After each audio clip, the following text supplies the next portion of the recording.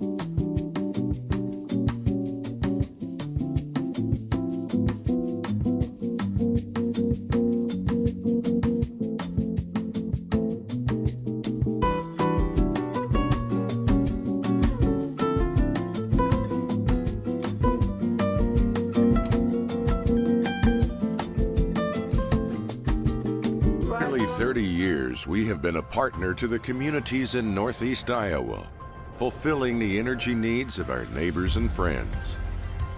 A good partner knows your business and understands your needs. Providing the highest level of service possible is our mission. Our customers count on us to reliably and safely deliver the fuel products they need to keep their productivity high whenever the need arises. We are continuously improving our capabilities by adding storage, improving the fleet, or utilizing new technology. We've put together a well-rounded team of specialists who welcome the opportunity to answer your questions and assist your plans. These efforts result in a better experience for our customers. At Johnson Oil, we're in business to be partners in your success.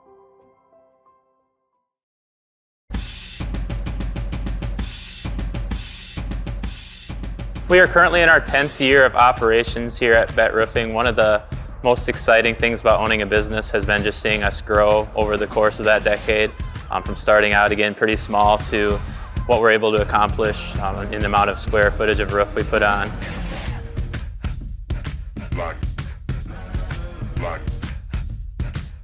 So this year will be our first year of being full-time roofing. So kind of what our plan is to keep on doing what we're doing right now, but obviously we want to expand and grow upon the business and probably branch out into different communities in North Iowa.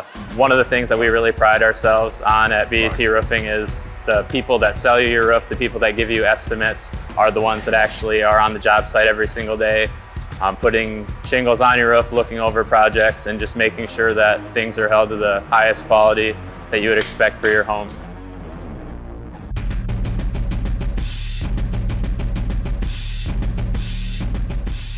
We know that roofing can be a pretty crucial part to protecting your house from the elements, so we make sure to be as responsive as possible to get out to your house, and if we need to cover something up short term, but we try to also make a priority as our customers contact us and reach out to us, getting them on the list and moving forward as soon as possible. All right, we're going to interrupt this commercial here as we are preparing to start this one here. Candle Genius here with Not Your Average Joe. We're in Rockford for the JJV boys game. There'll be 3 games tonight. No girls, all boys. Boys, I think Motley Crue sang about that. They did sing about that or something Duke similar. Scoop's out there. He'll correct us if we're wrong. Duke's our music advisor. Thanks, Greg, for tuning in. We already got a comment. Thank you to Greg Urbach. Let's go Saints, he says. Hillman out to take the tap. Little Hill in this case. To Sparrow, who snags it, lays it up, no good. Rebound goes to Rockford. Good little sequence there, just a little strong on the layup. Those are hard. We've talked about it all year. That's some of the maturation you see from this level to the high school levels. Those guys figure out how to settle their feet, settle in, still go fast, but get that thing to fall. Turnover, Rockford. Great job, Squire. All over that one is Gavin Squire. You've got Squire, Hillman, Nunez, Beeland, Sparrow for the Saints. Short bench tonight for the JJV with the JV right behind it and, of course, Varsity to follow that. So just 8 guys up for the JJV game tonight. So they get a bunch of playing time as they'll rotate pretty frequently in and out. Thank you to Rockford for letting us stream here tonight. We've got a good setup. They gave us some electrical. They gave us some Wi-Fi access so that we could run this stream here tonight. We've got some limited visibility where we're at. You can see there on the left-hand side of the screen right now.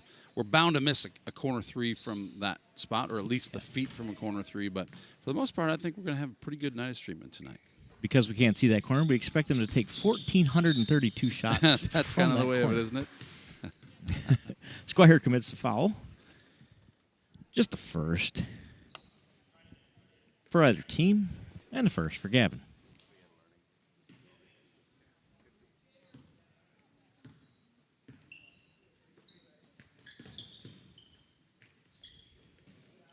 Good defense there by the Saints to prevent that three-point shot. Here's a shot up and good. They have the invisible numbers here on the Rockford Warrior uniforms. That's Matthew, though, I find as he comes by. They blend in really well.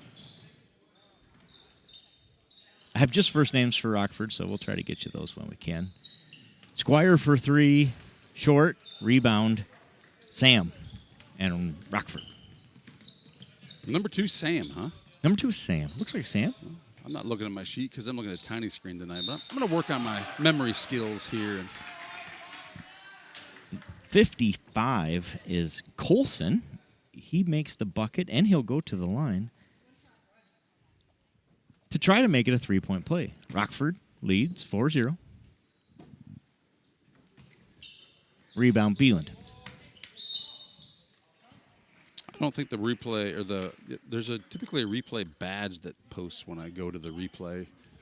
I don't see it there. Let's see if I can get that resolved. Don't worry, I won't neglect my cameraman duties to do so. I'll wait for a little break. Jump ball goes to Rockford.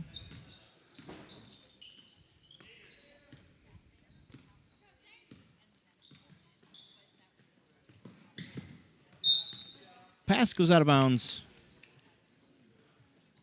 Hudville, also known as Hudson Sparrow, he'll inbound for the Saints. Sometimes goes by Huddy Buddy. So many names. So little time.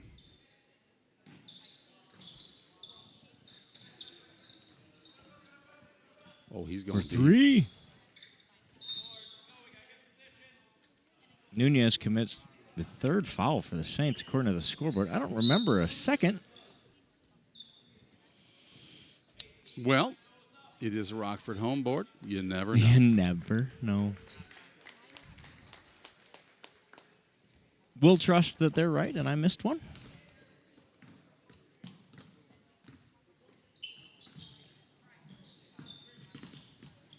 .20 is Caleb. He gets it off to Sam. Number 2. Number 2. Number 23 here is Colton. His three-pointers long. Rebound by Colson. Caleb. 3-second violation on the Warriors. This time of the season, the refs are saying, we're calling those 3 seconds in these. We talked about that just last night. How else will we learn? Right. We got time to learn. Hill inside finds Alex, who checked in, by the way, as you probably realized since he just got the pass. Hillman misses the shot, gets his own rebound with the good hustle play. Gonzalez for three. No. Hoops are a little taller here in Rockford, as I understand it, as evidenced be by Hillman's short shot there. He's used to making that one. That's right. Not used to the extra 3 inches of height. Gonzalez fights for it, forces the jump ball. It'll be Replay that. Saints ball in the jump ball. When I looked at that, this is a replay, by the way, I thought it looked like we were fighting Rockford with Rockford, but it was two Rockford versus one Gonzalez. One Gonzalez. They had to call it a jump ball. That goes to the Saints.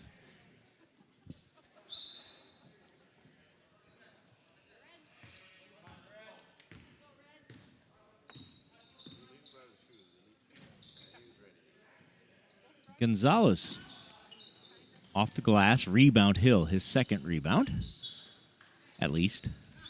Gonzalez finds Hillman in the lane, shot up. That one won't go. He's fouled on the rebound, no call, out of bounds off of him. There's another look at that one right there. Ay, ay, ay.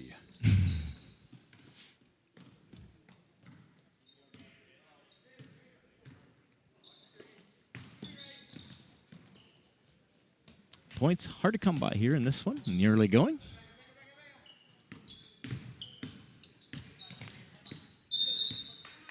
Timeout White, 30-second timeout for the Warriors. They'll talk this one over. So it's part of my job here, Joe, to clip the highlights and replay them at moments like this. There haven't been any. So We have not found one yet. nothing to show. We're still working on getting the lid off the bucket Yes, we are. on the south end of this one. Maybe it's that dark backdrop. You might have noticed on the camera. It is Let's bright, take a sunshiny day on one end and a very dark night on Look the at other. the difference. And seriously, the lighting isn't any different. No, I don't right? think. It's simply that curtain, I You think. get the dark floor, you get the curtain, you kind of get that wood grain wall, and obviously you got some blues over here on this side as well. But it definitely is darker on that left-hand side. Let's see if we notice a trend here tonight with that one. All three boys games. This is JJV. Play a JV game next and a varsity to follow.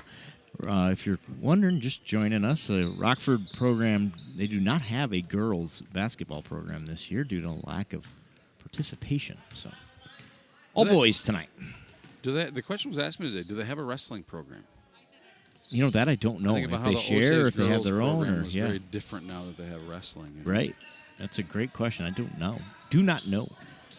Hillman inside finds Gonzalez with a good feed. He misses, gets his own rebound, and that one goes. He gets the Saints on the board. Alex Gonzalez with his first bucket of the night. And the first for the Saints.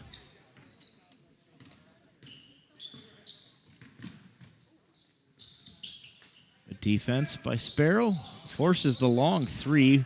No good. Stolen away on the rebound by Squire. Good hands by young Mr. Squire. Finds Hillman underneath, but a little too much mustard on that pass and drags Hillman out of bounds. Turnover Saints. Caleb brings it up for the Warriors.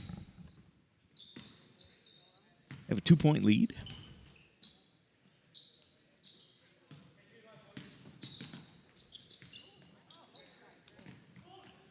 .23 jumper. Got it.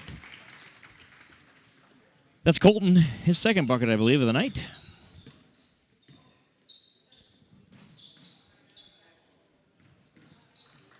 Hudson gets it stolen away. Colson dribbles it off to Caleb, who'll set up the offense. Takes his own shot. Bank closed. Hillman rebound. What bank is it in this town that's closed, Joe? Do we know? I don't know. I believe that was Hudson. I looked down just for a second to check my clock. That was Hudville. Thank you. 2 points. 2 points on the layup off the glass. FSB Bank open tonight here in Rockford. I did not even know they had a Rockford location. Clearly they do. They do. They do. Good to know. Hudson Sparrow with a good steal there, and he's fouled after that steal. There's 1.7 on the official clock here in the gym, so the Saints can catch and shoot here. Squire gets it. Shot up. buries it from way downtown. Oh, my Gavin goodness, young Squire fella. gives the Saints their first lead, 7-6. That was a beauty. Did Look we clip? at Did we that. get a highlight? We got a We highlight. had 4 of them on that one. So we're going to go ahead and whip through these highlights here. First quarter highlights in this one. Oh. A quick recap. Gavin Squire hits the 3 at the end. Hudson Sparrow with a bucket. And Alex Gonzalez with a bucket. That's how you get to 7 for the Saints. For Rockford, Colton has 4 points, and Colson has 2. Running this camera, I just sometimes can't believe the score is what it is. I just don't pay attention. I'm getting Right. I'm trying to make sure we're zoomed in. We're making sure we're getting the shot. Next thing you know, we were down 0-4. Now it's a 6-7 game. Saints are somehow in the lead. How does this happen, Joe? How does this happen? Well, like the Gavin Squire shot from the FSB parking lot here in Rockford helps. That was a beauty. That was a beautiful shot there to end the quarter on a high note for the Saints.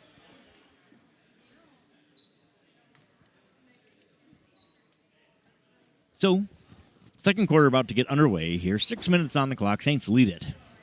It'll be Warrior basketball to start the second quarter.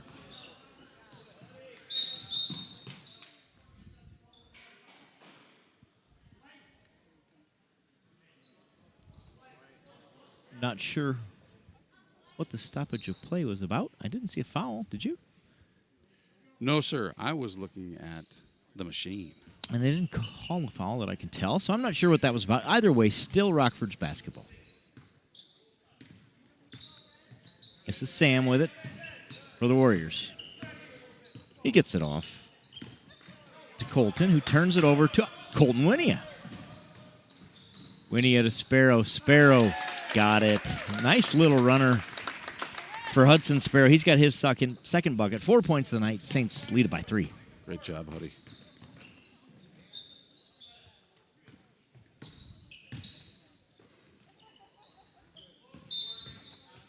Foul called on Griffin Brum there. Got him with the body on the way by. It's always fun. Do you find yourself watching these games or maybe just communicating with your kids after these games on how they played? Do they take them home and assess how they did and watch their plays and learn from it? Do you find your kids do that? No, mine do not. Are you serious? Oh, I thought everybody did. yeah, I wish mine would. Mason's far too busy for that sort of activity. Forget I said anything. My boys are critiquing their plays, and I really enjoy that time with them, just kind of watch them. And I've been enjoying Huddy just get a little bit more aggressive here as the year has progressed. Yeah, it's funny how that makes a world of difference to just go just that extra 2 miles an hour. Like that. That's Colton Winia, coast to Great coast. job, Colton Winia. Attaboy, Colton.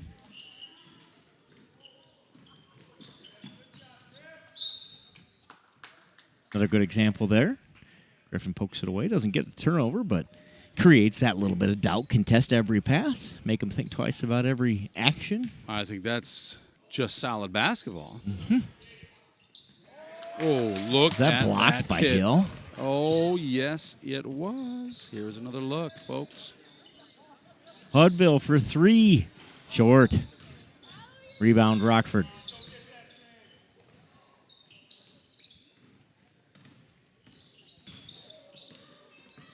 Sam with the ball. Kicks it off to Colton. 3 short. Rebound, Lando Hill. Hillman gonna run. Push. Layup. Got it.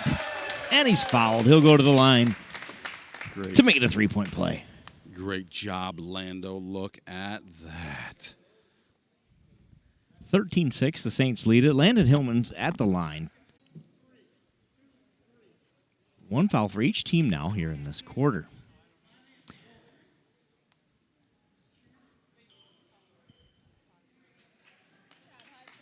Nunez checks in for Sparrow. Sparrow going to breather here. 4 minutes to go in the first half. Free throw for Hillman's up and good. Landon Hillman has 3 points. Beelan checks in for him.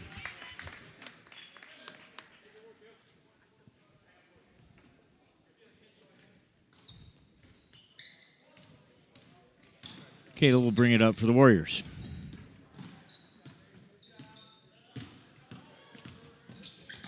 Blocked. Winia. Rebound comes down to Beeland, who passes it back up to Winia.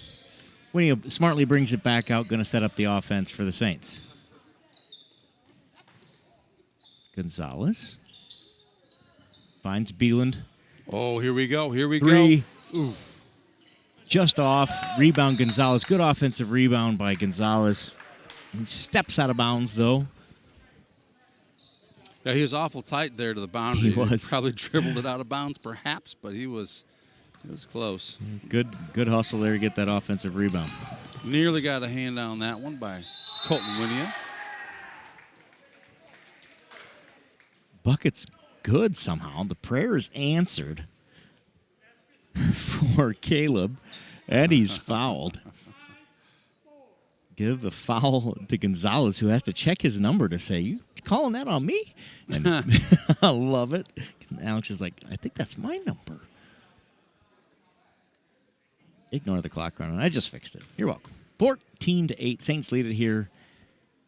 Caleb at the line. Free throw just misses. Gonzalez with the rebound. Brum brings it up, gets it to Nunez. Back to Brum for three. Oh, Brum. Oh, Got that looked it. good the whole way. That's a pretty shot. Like you said, you can kind of see it the whole way. 6 Saints with points in the first half. Everybody's contributing here tonight. Caleb drives around Winia. He's fouled.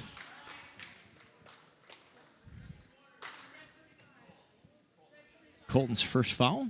The second of the quarter on the Saints.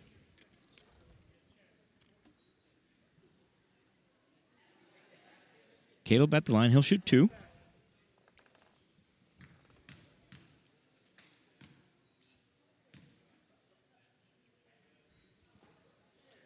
Up and good. His third point of the night. That's a good-looking free throw.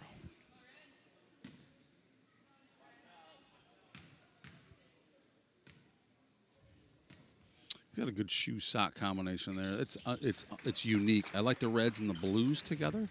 He's a bold character. Got a little flair. I like it. Yep.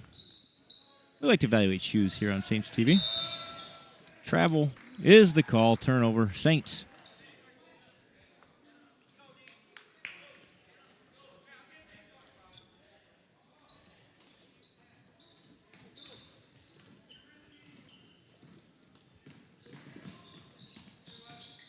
Sam. Oh, Nelly. Has his pocket picked by Winia, who gets the ball up to Nunez.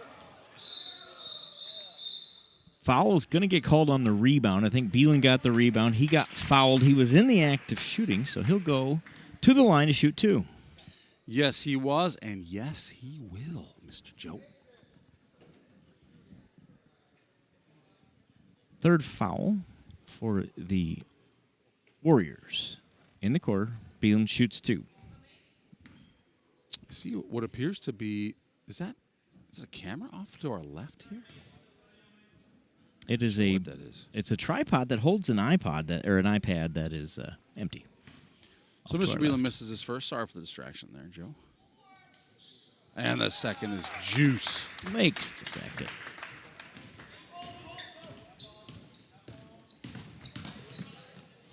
Block. Beeland gets the rebound. Travel, no call. That makes up for the foul, no call earlier. Good pass ahead from Brum. Great job, Colton. Saints. Look at that beauty of a play. Well, Winia Colton has 4. putting some pressure on again. Look at these guys.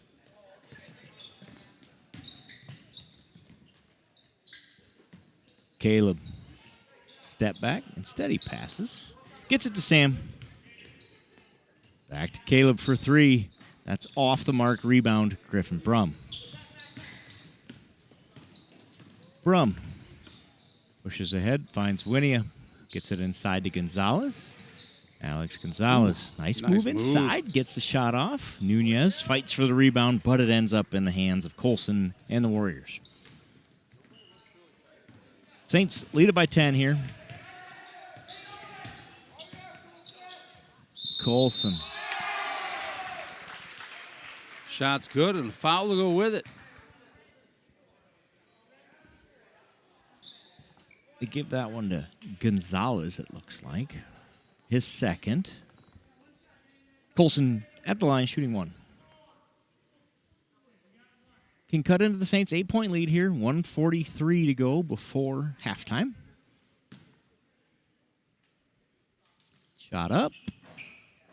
Nice soft touch, but doesn't go with the rebound. Pulled down and in. And again, you can miss those free throws as long as you promise you get the rebound. That's fact. And he does just that, puts it up for two. That was Colton, who has his 6th point of the night. I turned a 2-point shot into a potential 3-point play that turned into a 4-point play for these guys.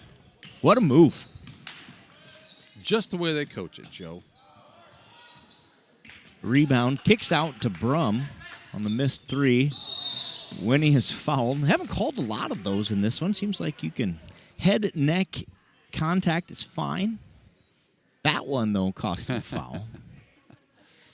Yes, sir. 4 fouls for the Saints, 3 for the Warriors.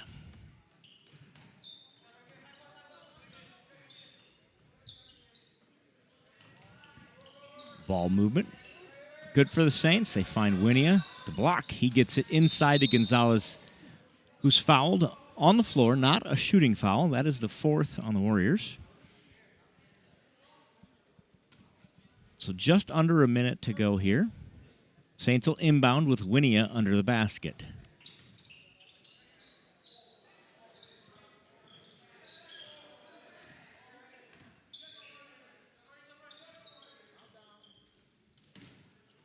Beelan for 3.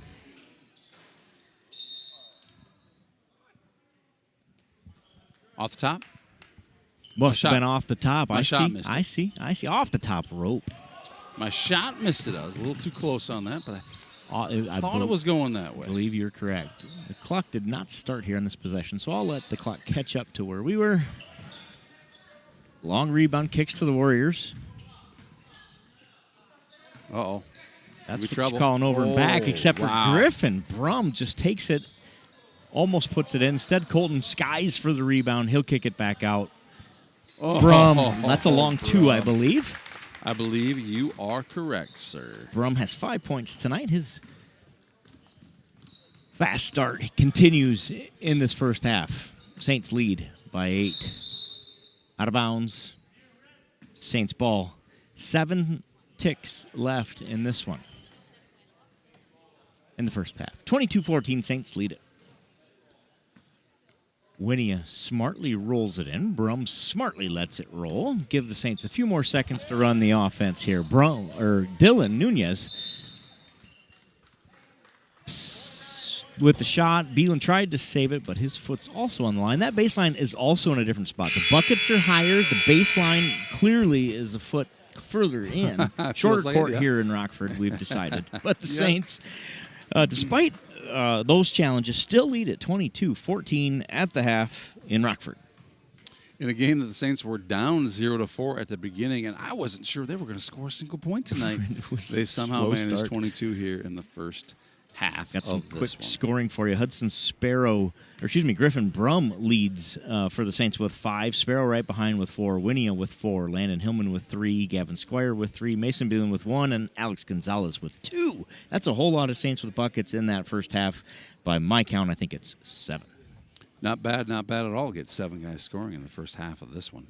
Hey, let's take a moment here to thank Farmer State Bank and Grain Millers because of their generous contributions, Joe. Our Saints students get into their regular season games totally free of charge. All season, every sport, right? Other than the postseason, regular season games. What a big deal that is for our kids to get to, it encourages that student participation, which we like to see. Yes, we do. And speaking of participation, some of you are watching this from home right now. Thank you for thanks for doing that. We're delighted to bring this game totally free of charge for those who are unable to cheer from the stands, but we do need your help. Costs us money to do this Saints TV thing, and we're happy to do it.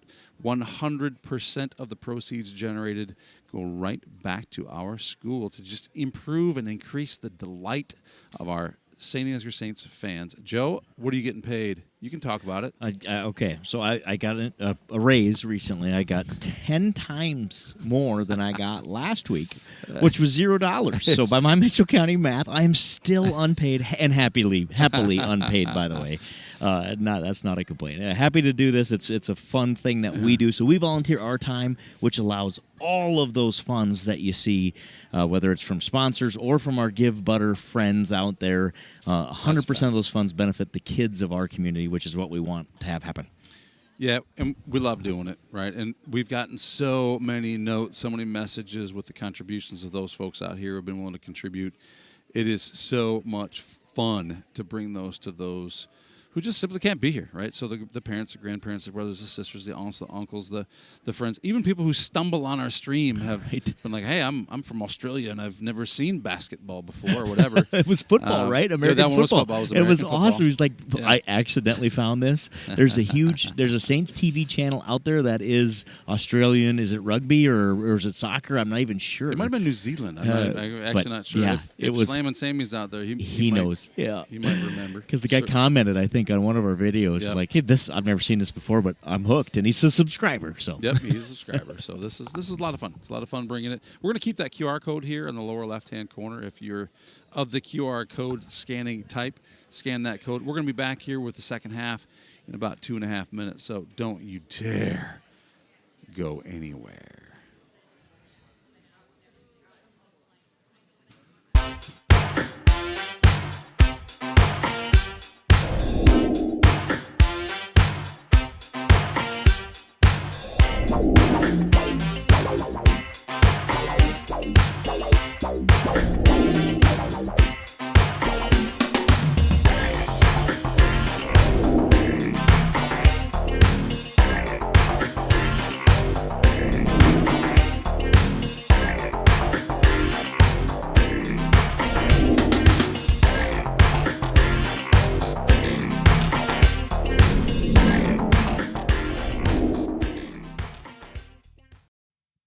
This broadcast is brought to you in part by Box K Beef, premium wholesale beef. From our place to your plate.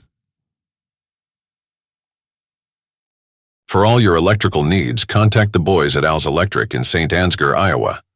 Proud supporters of Saints Athletics.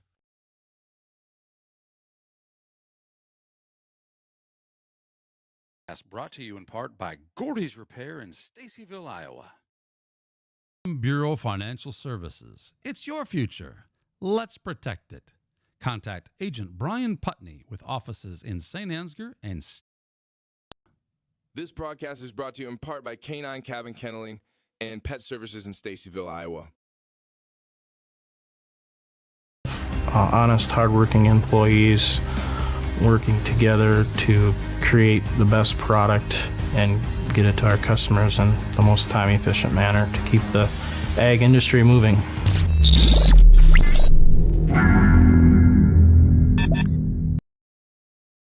We embrace a holistic approach to crop production, focusing on soil, seed, and plant health. K2 Agronomy, helping our customers to achieve the maximum return on their investment. Emmanuel Lutheran Church in Saint Ansgar is celebrating 150 years of God's faithfulness to us who believe that Jesus Christ is the same yesterday, today, and forever. Hebrews 13:8. Focus. All right, here we go. It's 6 minutes on the clock. We've hit the third quarter. We've started the third quarter here in Rockford, Iowa. Candle Genius with Not Your Average Joe watching Saint Ansgar JJV versus the Rockford Warriors JJV.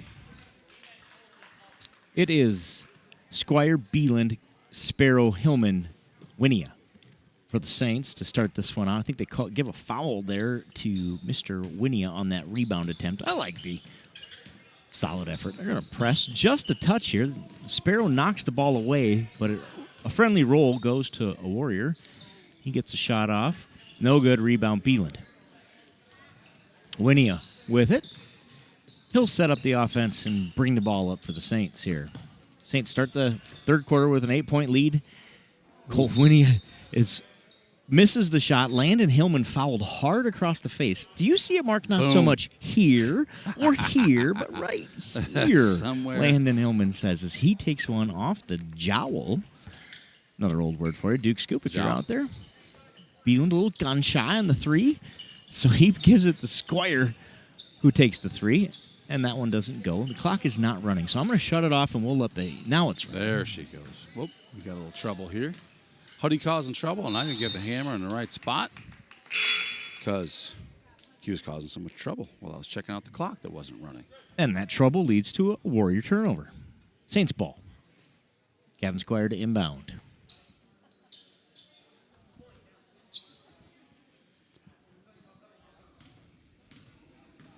Beeland will bring it up for the Saints. Get it to Sparrow for three. Off the front of the rim, rebound Winia. Great job by Colton. Squire for three. That one's short. Rebound Caleb. Three Saints around him. They harass him, but he eventually caused the turnover. Hillman inside, Hillman. too strong. Winning a rebound. He's fouled, and he'll go to the line to shoot. Two. Wild series of events there. That possession. Good job by the Saints defense. Tenacious in there. Caused that turnover. Couple of missed layups and a foul later. Winia's at the line, and he makes the first. Beautiful. Beautiful free throw. Colt Winia has 5 tonight. Misses the second. And Hillman fights for the rebound. Looks like they're going to nab him for the foul underneath. Calling that one close there underneath. I thought that was one of the old swirly, it missed everything kind of. I thought so for a second too, but I think it just grazed the bottom. Full timeout Rockford. So we got timeout on the court here with 4:53 to go in the third quarter. Saints lead by 9. I think the Saints have adjusted well after coming off slow in this one.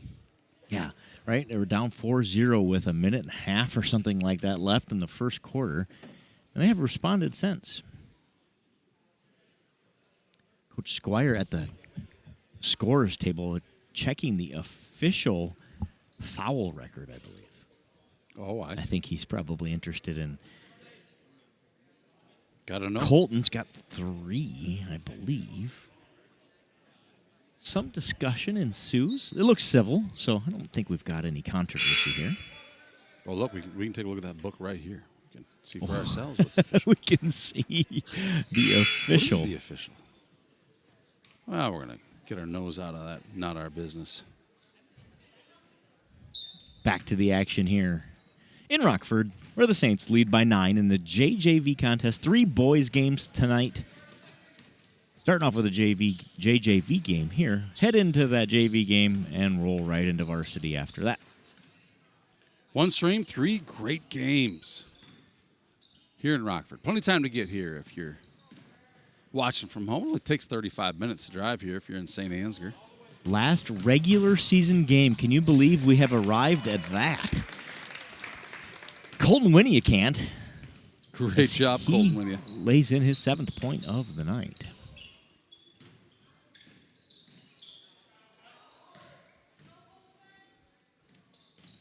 Good defense by the Saints to collapse on the big fella. He kicks it back out. Colson working on Alex. No good. Rebound, Winia. The other way comes Sparrow. Euro. That won't go. Rebound, Beeland. Kicks to Squire. Winia drives. Layup. No good. Rebound, Colson. Fast-paced JJV game. We have a sneak peek at the officials for the next 2 games. Looks like I see a Brian Pierce in the corner here in Rockford. Get a spork for Hudson Sparrow so he can get that one corralled. He does. Jump ball is called. I think they should eliminate the jump ball. They should let them fight for it until there's either a foul or someone comes away with it. What do you think? I think you're right. Can we get a change.org? That's a good idea. Petition going for basketball. I It hate jump probably- balls. I hate them. I don't even It know why. I just don't like probably it. actually speeds the game up. Yeah. Now, Just if you find were it out. actually going to jump every time you did that, like I assume they used to do, which is why they call it a jump ball, then I'm in favor. Colton But Winnie, a great job. skies for the rebound. Coast to coast. No good. Beeland, rebound, shot back up, goes, and he is fouled. Count it. Beeland to go to the line and make it a 3-point play. Look at these guys. You know, Rockford turned this into a 4-point play last time. You know what? I'm just going to say, Beeland, just make your free throw. Just, again, as long as you can guarantee you get that rebound, I'm okay with a miss here. Better Brum to just checks make in. it. I think your odds are better just to make I like it. Take the guaranteed 1 for the possible 2. Beeland says But nope, not going to allow it. He gambled on 2. He gambled. He wanted to. So that one rims out. Caleb here drives into the lane, charges into Colton Winia. That is the call. Offensive foul on Caleb. Colton Winia stands his ground and takes the charge. Well, Dylan Nunez checks in. look who I see in the doorway over there. Take a quick look here at the screen. Oh, Mr. boy. Brian Pierce himself. Brian Pierce. Expect to see some heavy-duty referee activity here. Got Mel Schroeder as well. That might be a familiar face to a few folks on the stream. If you thought, well, who's the guy standing next to him? I think I know that guy. You do. You do. There'll be 2 of the 3 officials, I would suspect, for the, well, I guess I don't suspect. It looks like they're wearing black pants and officials' shirts to me, so I think I might even guarantee that they will be your officials for the JV and varsity contest here tonight. Brum, he's going to shoot 2. He misses the first.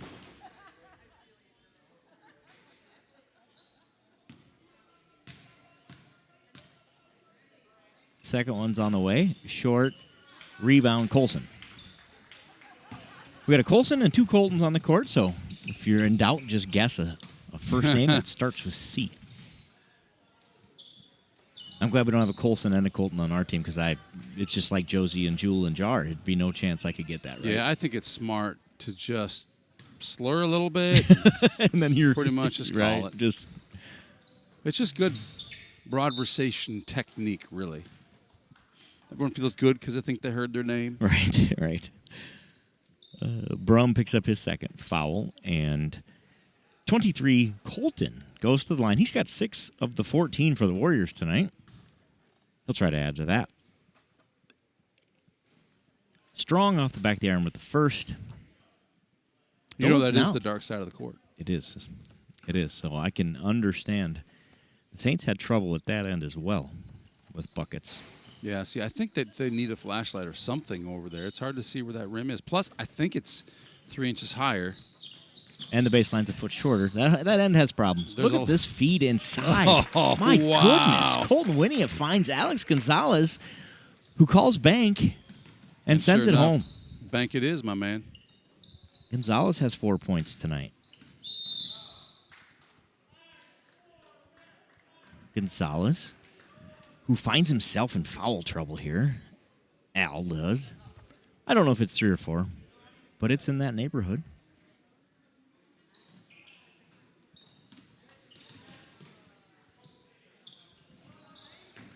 Stolen away. Winia. Finds Gavin underneath. Squire kicks it out. Ends up in Brum's hands. Winia gets it tipped away, but gets it back. Now Squire on the wing. Drives. Shot up. No good. Rebound. Nunez had it for a second, but couldn't get the handle.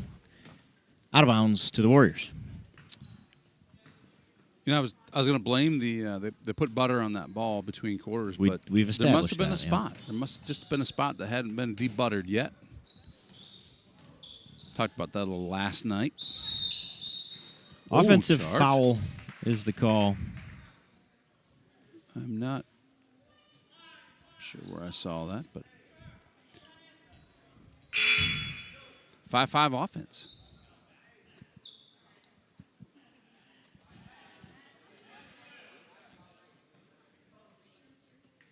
Four fouls out is what was happening there.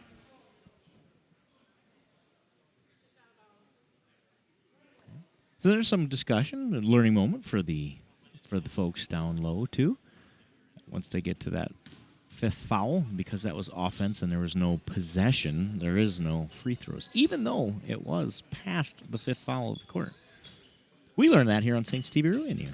It's always learning opportunity. If somebody asked me, I would have a hard time reciting the rule. Yeah, and I probably didn't just do it justice, but that's the gist of it. If you don't have the ball, so like in that case where they have the ball but they commit the foul, that's my understanding of it. Okay, got it. If you have the ball and commit the foul, then you get to go. So you're saying a charge, and that was a charge, right? Right.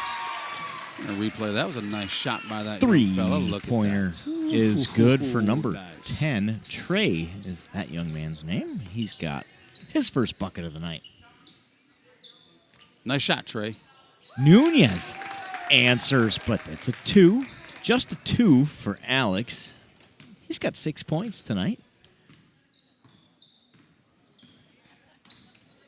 The home scoreboard generously gives him 3, and we are not going to argue. So we're going to give him 3 also. I saw the ref put up 2, but you know what? If they're in a giving mood, we're going to count it. Why not? Scoreboard says 32, so we'll match that scoreboard and give young Gonzalez 7 points on the night. Good night by Alex. Good night for these Saints all the way around. Foul committed there by the Saints. Hey, let's just talk about gift etiquette. You know, you might not want that gift, but sometimes the gift giver just feels great giving you the gift. Let them have it. You provide them joy by accepting their extra point. You got it. We just did that here. Life lessons abound on Saints TV. Yes, indeed. If you buy that, we're not just streaming. We're not just bringing you games. We're bringing you life lessons that you'll use forever. You want parenting advice? Oh, there's Saints TV for that too. You may not want to follow it. In fact, in some cases, it's really like, we can give you some examples of how not to do it. I can tell you, in my personal experience, I learn a lot from those sorts of experiences too.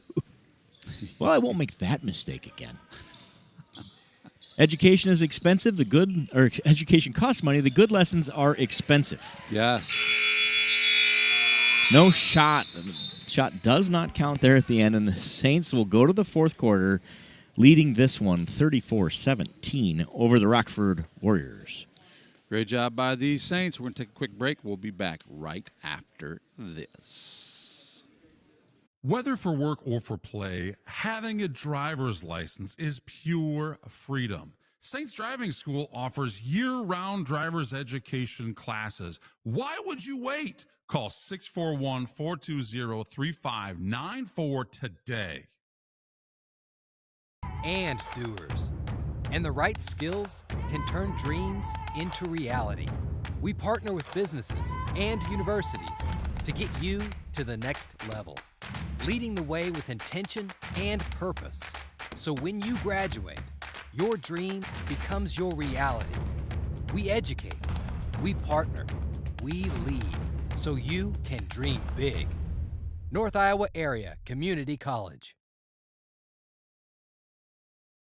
State Bank has a strong commitment to farmers. We provide the highest level of service with quick turnaround time, competitive interest rates, flexible payment options, and the ability to work with you on any size loan. Our agricultural banking specialists are experienced in Rockford. We've been in Saint Ansgar so much, it's hard to remember. Back here in Rockford is the correct thing to say. You got it. Apologies to Saint Ansgar State Bank. It's not that we don't care about your ad. It's that we care so much about these student athletes that we interrupted your ad. We appreciate Saint Ansgar State Bank's partnership and helping us keep the stream totally free. Sam for 3. That's long, and the rebound kicks long to Griffin, who's fouled. Really? Got him with the body. Number 4 back on the court. I think there was some confusion about how many fouls he actually had versus how many fouls there were on the team. So 4 did not foul out. Gonzalez 3. Oh, Mamma mia, Gonzalez. Alex Gonzalez with his second 3 thanks to that courteous gift. And he has 10 points, and he's earned all 10. Oh, well, he's earned 9 of the 10 for sure. He's earned 9. I think you're right about that. Oh, Beelan. Oh, that's Aggressive a bad move. call right there. Here he goes. Here he goes again, Joe. Here's a replay of that. Oh, this ain't football. This ain't football. He thought it was, and that's why I think he thought he was clean there. But little body. 55 gets the 2 underneath after the foul. 37-19 is the lead. Gonzalez feeling it. Heat check. I felt like I'd seen that play before. Air except the last conditioner one on.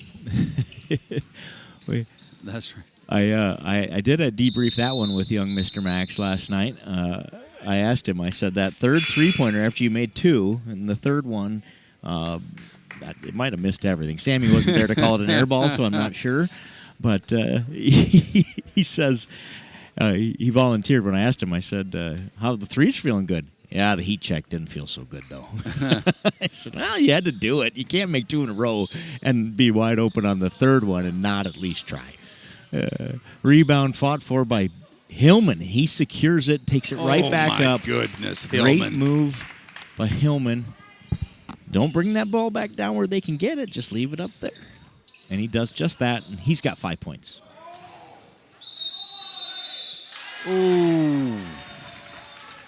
There's another look at that 55 one. is taken over underneath. My goodness. Who'd they give that foul to? 4? Dylan? I believe. I think I heard the call, so he's got 3.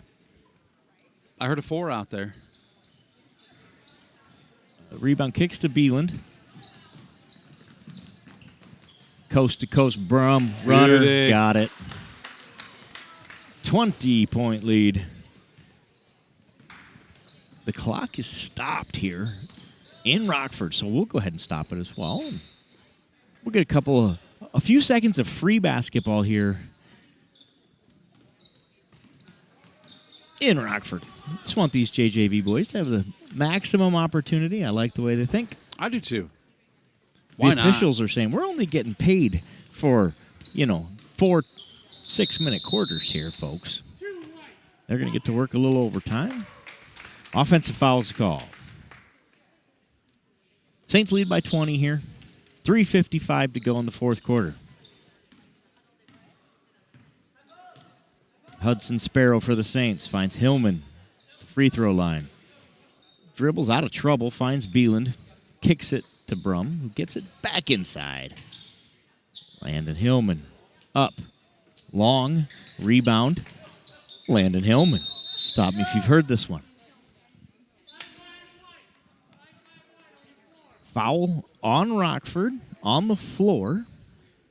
They're 5-5, that we said? 5-5 what? 5-5, 55. Sounds about right. If Duke was here, he'd sing us a song. I can't drive 55. It sounded a lot like that, only Yes, with he better would. tone. I think my tone switcher is off. I think he's got a tone. I wouldn't have even attempted it, so I'm impressed that you It had the courage. No, it was pretty bad. I'm not sure why I did that.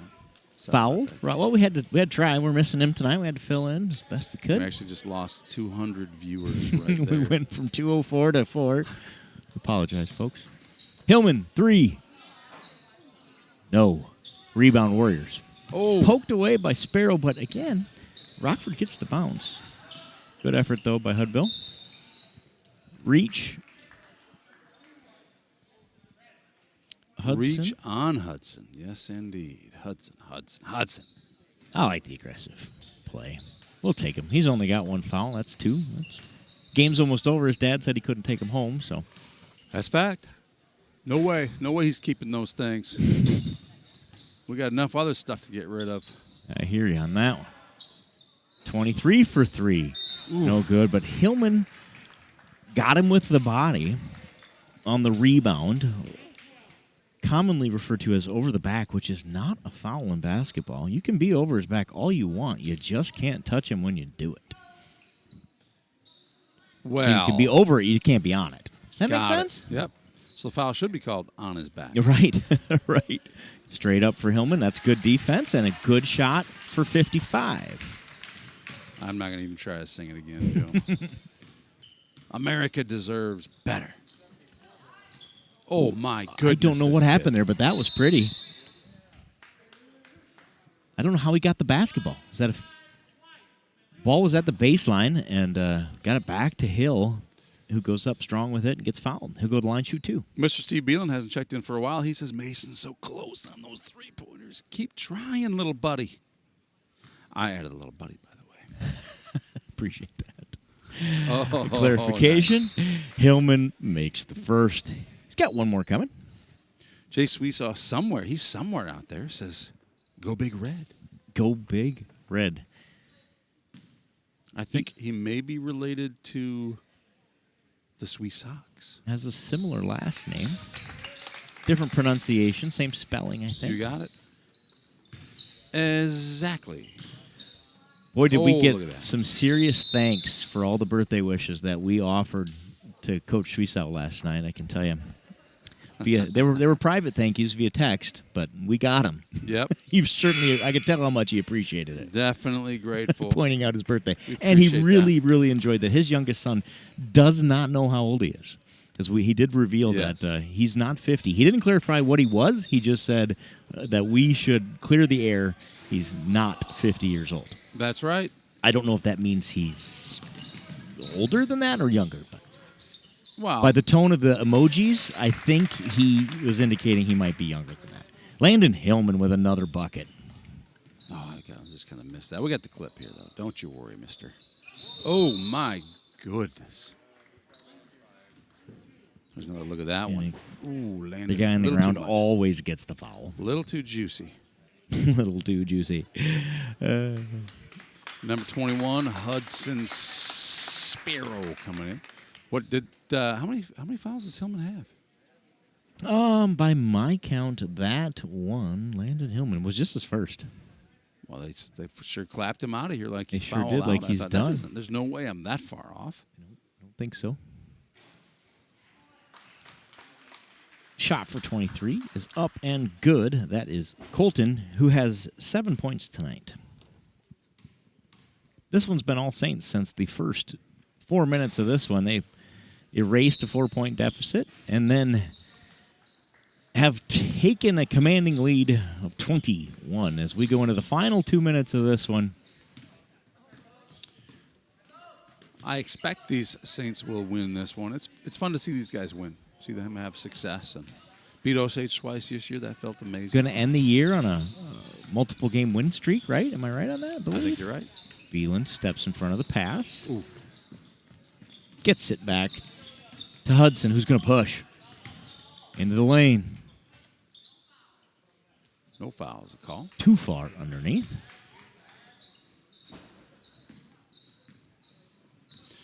It'll be fun to see how the JV boys adjust to the dimensions of the court. Right, the different heights of the baskets, the baselines moved. Yeah, if you're watching from home, we're only joking. Our reference is really to how the boys are playing. They're playing as if, right? I'm sure it's exactly 10 feet. I'm sure exactly. Steve Beelan says, shoot the 3, young man. Mason says, I'm trying, buddy. I'm trying, Grandpa. That one doesn't go. Just off. Tried the corner and missed. That's a baseball reference, by the way.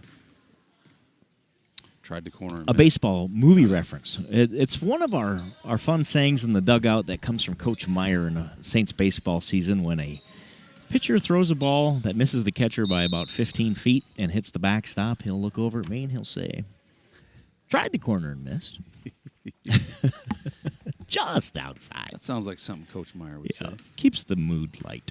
Especially when it's our guy who misses the catcher by 15 feet, which happens. It's part of the game. Beelan, that's a nice shot. Just doesn't go. Good job keeping the ball up high again. Rockford gets the rebound.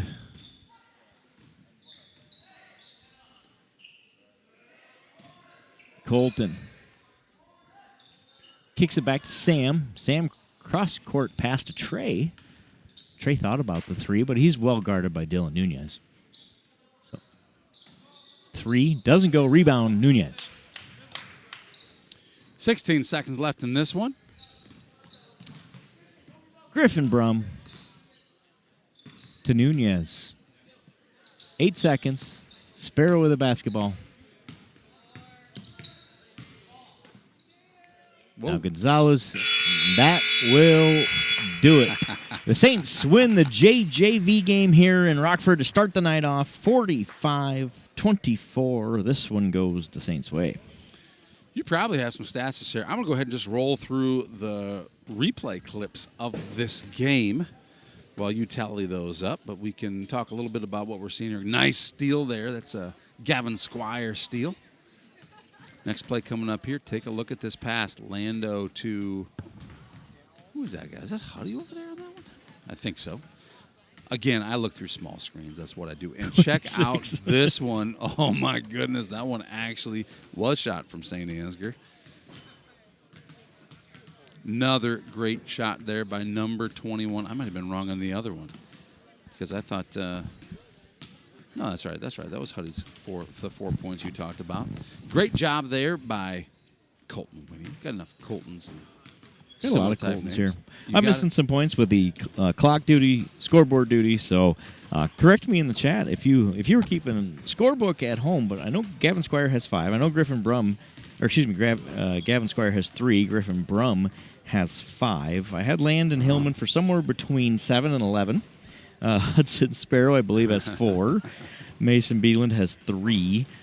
Alex Gonzalez, I know, has 10. And Colton Winnie is somewhere between 9 and 12 as well. I'm missing 6 points. So we'll give those bonus points to Colton and Landon tonight as your 2 players of the game in the JV game. As the Saints win it 45-24 to start the night off on the right note here in Rocktown, USA. Congratulations to Colton and Landon. Bonus Bucket Award winners. Players of the game. Bonus Bucket Award winners here in Rockford in game number 1. Saints victorious in this one, 45-24. And with that, we're going to see the last clip that we have available here. What's the last one? What do we got here? Oh, here it comes. This is the last one we got for you, Joe. And that's another Landon Hillman rebound and putback, right? Yep, you got it. Landon Hillman, rebound, putback. All right, so we are going to take apparently a 17-minute break before tip-off of the next game. It seems like a long time. That does. I suppose they were planning at 6:15, so that makes sense. Yep, we're just keeping them on track. So pause for commercial break from our sponsors. Thank you, sponsors, for making all this possible. Game time right around 6:15. If you're going to get a beverage, make sure you turn the volume up so you can hear our advertisers and get right back here. 6:15 game. You got it. We'll be back right after this. See you shortly. For years, we have been a partner to the communities in Northeast Iowa, fulfilling the energy needs of our neighbors and friends. A good partner knows your business and understands your needs. Providing the highest level of service possible is our mission. Our customers count on us to reliably and safely deliver the fuel products they need to keep their productivity high whenever the need arises. We are continuously improving our capabilities by adding storage, improving the fleet, or utilizing new technology. We've put together a well-rounded team of specialists who welcome the opportunity to answer your questions and assist your plans. These efforts result in a better experience for our customers. At Johnson Oil, we're in business to be partners in your success.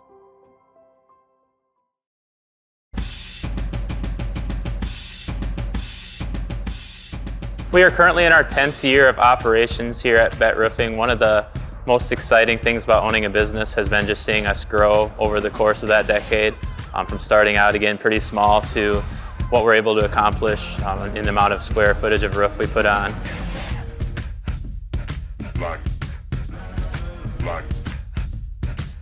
So this year will be our first year of being full-time roofing. So kind of what our plan is to keep on doing what we're doing right now, but obviously we want to expand and grow upon the business and probably branch out into different communities in North Iowa.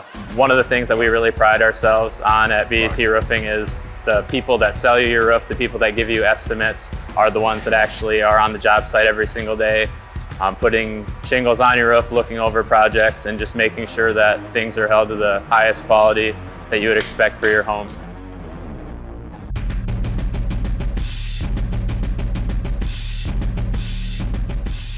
We know that roofing can be a pretty crucial part to protecting your house from the elements. So we make sure to be as responsive as possible to get out to your house, and if we need to cover something up short term, but we try to also make a priority as our customers contact us and reach out to us, getting them on the list and moving forward as soon as possible.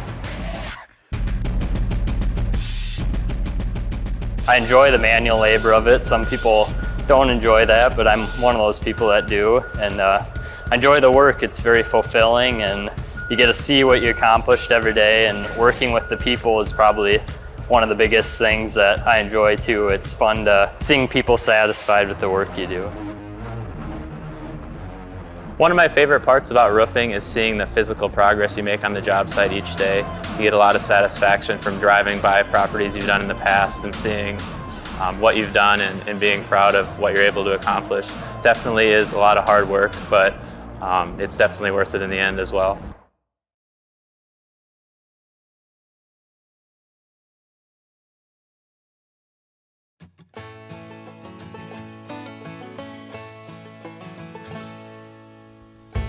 So at LR Falk, our goal is to provide the stable foundation for our employees, their families, our customers, and our communities to thrive.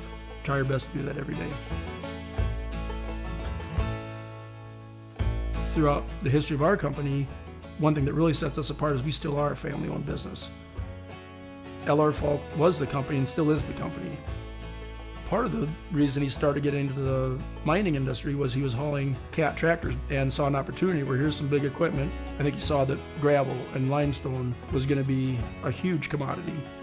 I think one thing that probably LR had to his advantage was the way he treated people, the hard work that it was. You weren't going to get people to do that unless they trusted you. And I don't think he ever wavered from his core values, his own, which I think were the same as ours. His family came first. Honesty and quality, and do it with flair, but also knowing that he needed to keep growing and keep learning. LR and Dave, were hard workers, obviously good businessmen, treated their employees well. You've got to produce a good product and be honest how you treat your customers, and I guess that's kind of the main thing. Things that I try and do is just like them, different than them, but the same ideas, to be financially strong. We need to have that foundation for things to happen. And I think that's really what I'm so proud of, is that we have stood the test of time through a lot of different things, a lot of different innovations. Keeping the equipment modern, even just trying new innovations in the crushing world. Ag Line, that's a place where we probably have one of our biggest partnerships between the ag community and ourselves to provide a quality product and also haul it and spread it. LR Falk Construction Company creates products that everybody uses in their everyday life, whether they know it or not. Whether it's a road, a basement, a sandbox. We want to be hands-on owner-operators. And I think that's important for the employees too, is there's not an employee here that, that I wouldn't do their job if I could.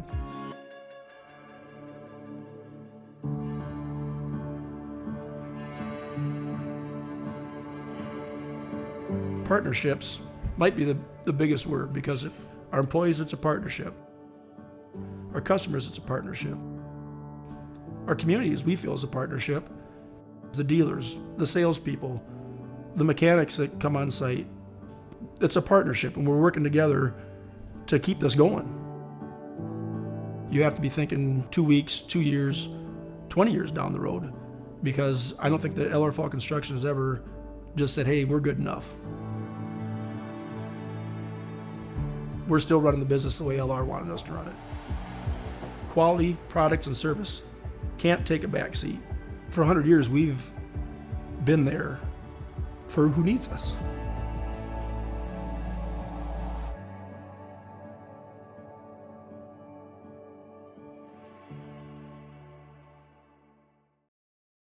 For real estate, automobiles, RVs, and dreams.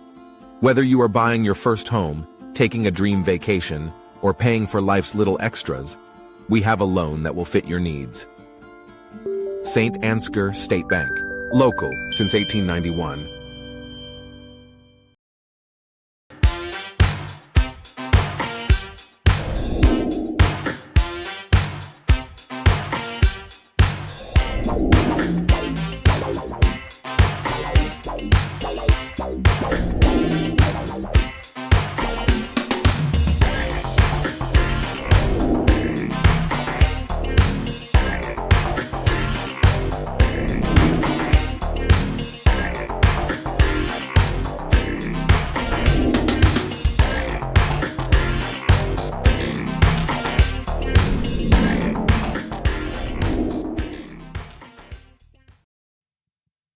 broadcast is brought to you in part by Box K Beef, premium wholesale beef. From our place to your plate. For all your electrical needs, contact the boys at Al's Electric in Saint Ansgar, Iowa. Proud supporters of Saints Athletics.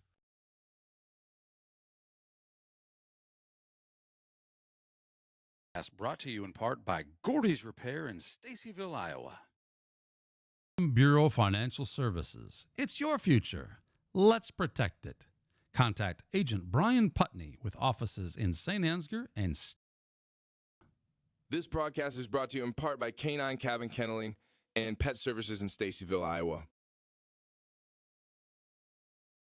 Honest, hardworking employees working together to create the best product and get it to our customers in the most time-efficient manner to keep the ag industry moving.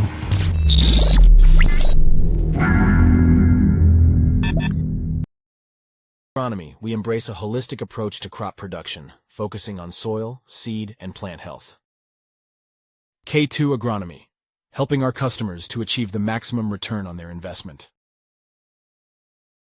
Emmanuel Lutheran Church in Saint Ansgar is celebrating 150 years of God's faithfulness to us who believe that Jesus Christ is the same yesterday, today, and forever. Hebrews 13:8. Focus Insurance Team's experienced agents understand the unique risks and needs of the agricultural community. They offer competitive rates and comprehensive coverage to protect your farm, equipment, crops, and livestock. Choose Focus Insurance for reliable service, market expertise, and peace of mind.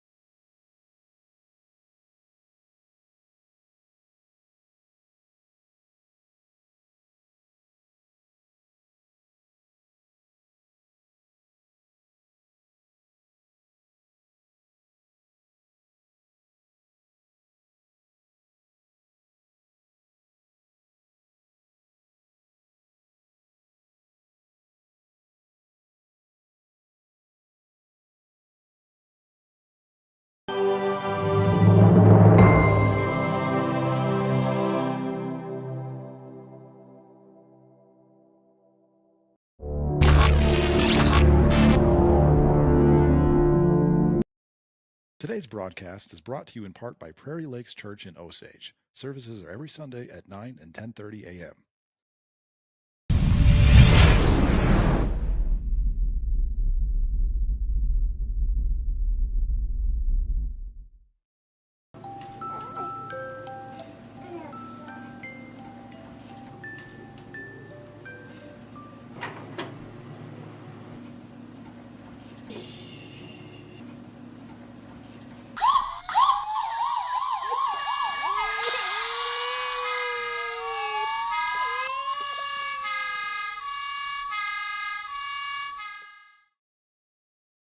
you're looking for a great place to watch the game, try CB Brandt's Pub and Grill in Saint Ansgar.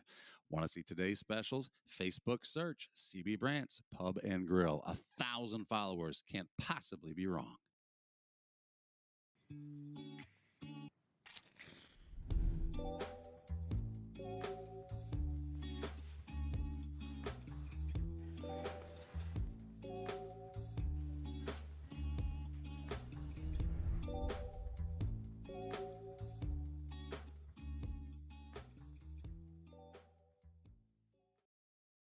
For work or for play, having a driver's license is pure freedom. Saints Driving School offers year-round driver's education classes. Why would you wait? Call 641-420-3594 today.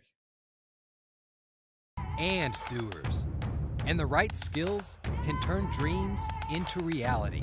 We partner with businesses and universities to get you to the next level, leading the way with intention and purpose. So when you graduate, your dream becomes your reality. We educate, we partner, we lead, so you can dream big. North Iowa Area Community College. State Bank has a strong commitment to farmers. We provide the highest level of service with quick turnaround time, competitive interest rates, flexible payment options, and the ability to work with you on any size loan. Our agricultural banking specialists are experienced in farming and understand the important role agriculture credit plays in your operation. Because of our ability to make local credit decisions, we respond quickly to your total agricultural financing needs. Saint Ansgar State Bank, helping you meet your financial goals.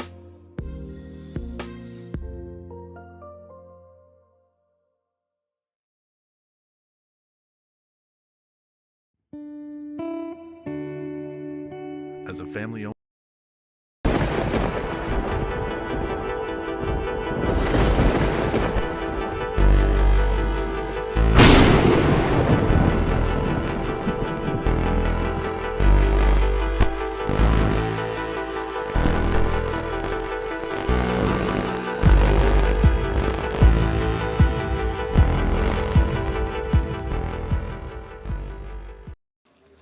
At Farmers State Bank, we have a proud tradition of commitment of excellence.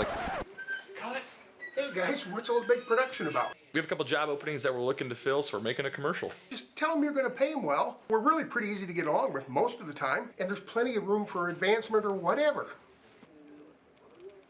At Farmers State Bank, we have a proud tradition of paying you, being pretty easy to get along with most of the time, and there's plenty of room for advancement, or whatever.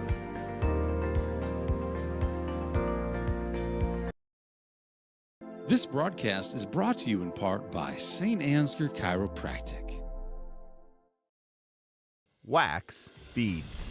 The foundation of better candle making is built on cleaner burning, soy-based candle wax. American Soy Organics. Better wax for candle makers, by candle makers.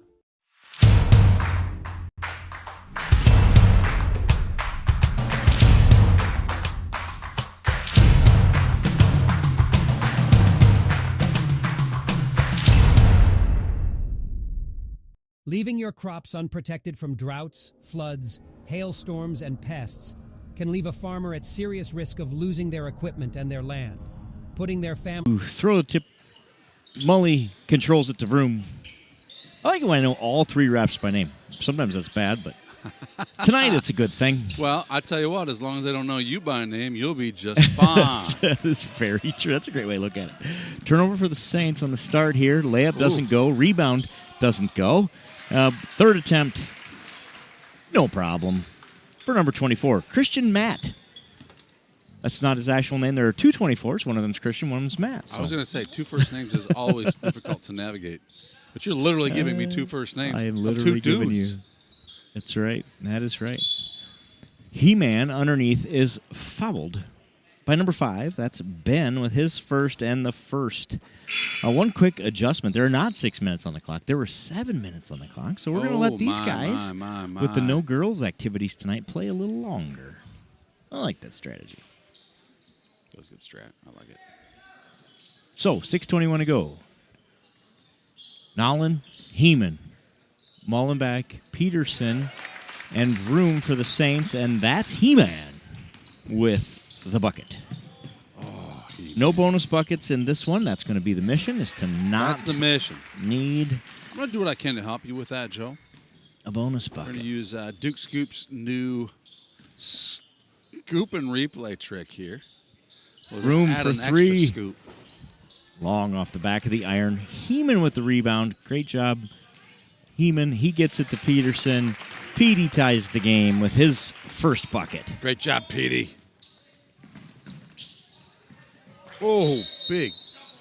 Jump ball's the down. call on the block. The jump ball will go to Saint and there's confusion. The possession arrow was facing the other direction, but it does belong with white because we know that, right? We remember who won the tip. We couldn't forget that fast. No. Too early. Right.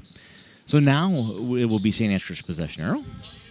4-4, 3 on the way for number 5. Rims out. Out of bounds. Off of white. Great job, Nowlin. Look at this jump here. Boop. Pop that baby out of there. Beautiful job. Saints TV contributor Ethan Nowlin. 4-4. Fast start in this one.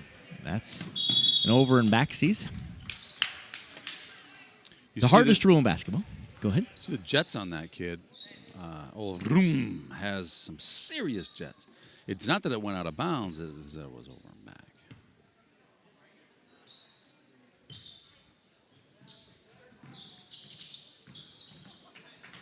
Good job, Ethan, excuse me. Side. Knocks that one away, and Petey comes away with it. Steele going the other way. Number 12 tries to elevate, instead gets blocked by the rim. That's Wyatt. Nolan for 3. Kicks off the iron long. Vroom for 3. And he got it. That was an interesting. So a Warrior tried to save it. It went right to Vroom, who found himself open on the three-point line. So he decided he'd just go ahead and bury that thing. He does just that. And he has his first bucket of the night. And Saints lead it for their first time at 7-4. I've been impressed with Vroom's play here lately. Yep, playing really well. Passed him in the hallway at school today. He's taller than you remember. Right? They grow quickly, those little fellas. Duke would say, I can't tell day to day, but I'm pretty sure he's a foot taller than he was yesterday. Vroom, I thought we were going to get another one. Too. Instead, Nowlin tries it. Off the back of the iron, Heeman gets another rebound. Heeman with the feed to Peterson, who gets it back to Mullenbeck for 3. That rims out. The iron at that end is unkind. We've already established that in the JV game or JJV game. Ben, runner, got it. 7-6 is the score. And coach needs a timeout for the Saints. Well, that's probably a wise move. Yeah, the defensive breakdowns are bothering him. So he says, let's talk about this. We've got 3 quick, easy buckets underneath for Rockford in 3 possessions. Not what we drew up defensively. So we're going to talk it over, make a correction. I like it. Good coaching. That's just good Saints coaching. So let's get some immediate feedback, learn from it, and get to the next one.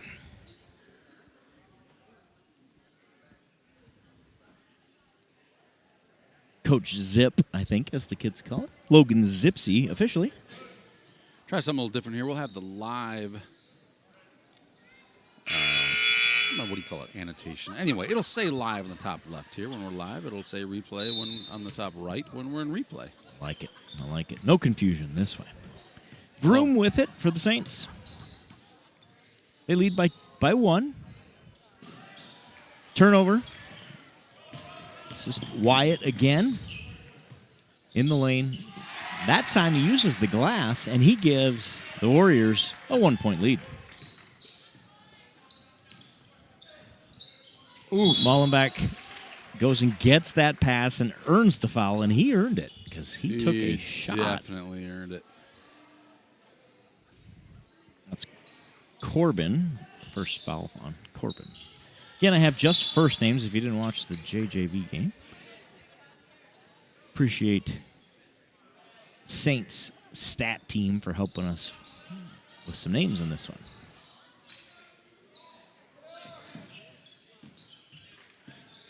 Know if Mullenbeck didn't think it was touched there or that he couldn't get it, I'm not sure. Nowlin is fouled on the rebound.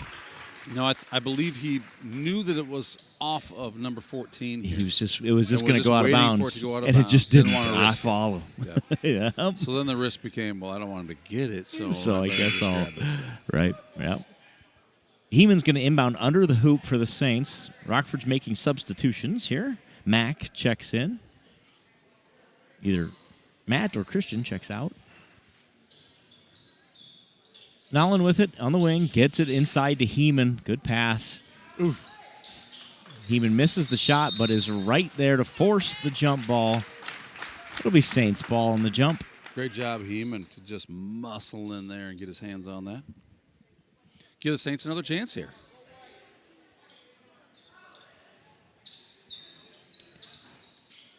Ethan back to Vroom for three. Oh, bang. mamma mia. Jackson Vroom with his second three of the night. He's feeling it. He's got 6. Uh-oh. Defensive breakdown. I don't know if we mentioned that earlier, but Coach Zip says, I'm going to make some adjustments. Last time I called a timeout, we talked about it. This time we're going to put somebody else in. Try again. Vroom for 3. That one was right on line. Good job by Ethan Allen to save it back in to Mullenbeck. Mullenbeck for 3.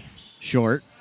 Gets his own rebound potentially. No, it goes to a Warrior. And we'll go the other way. 10-all here in Rockford. The boys' JV game. If you're just joining us, no girls contest tonight here in Rockford. Rockford does not have a girls basketball program this year. At any level, is my understanding. Saints will have another crack at it here to break this tie. Do you really mean any level? Any high school level. I'm sorry. Yeah, I think they have junior high teams. Mully says magic, buries the 3. He gets his first bucket of the night. The Saints have a 3-point lead. Steal Magic on Mullenbeck. Foul on 14. With the push in the backcourt. 14 will check out. His second foul. Mullenbeck will inbound. Vroom, he thought about it. Instead, shortens up that shot. Should have just took the 3. I think so, too. But Haugen saves it underneath. Saints pass it around. Great job passing that ball around, finding an open guys. Heeman's shot rims out. Rebound Warriors. Push, layup, missed. Offensive rebound, foul. A lot of red jerseys around here on this one. Give that one to He-Man. His first. Hey, man.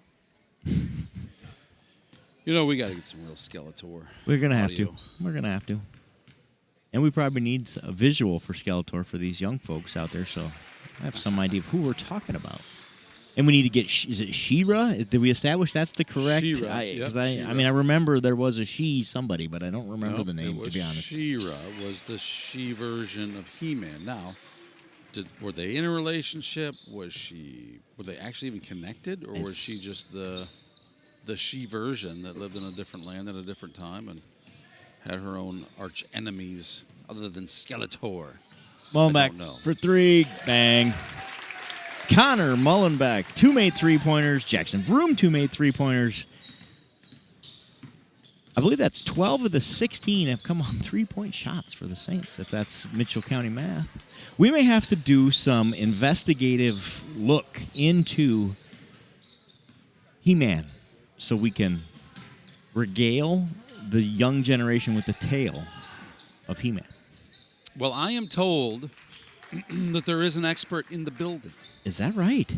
Oh, we never did get to this last night, did No, we did not get to this last night. And I think it's exciting. I think people would want to know. He-Man, who has ankle challenges.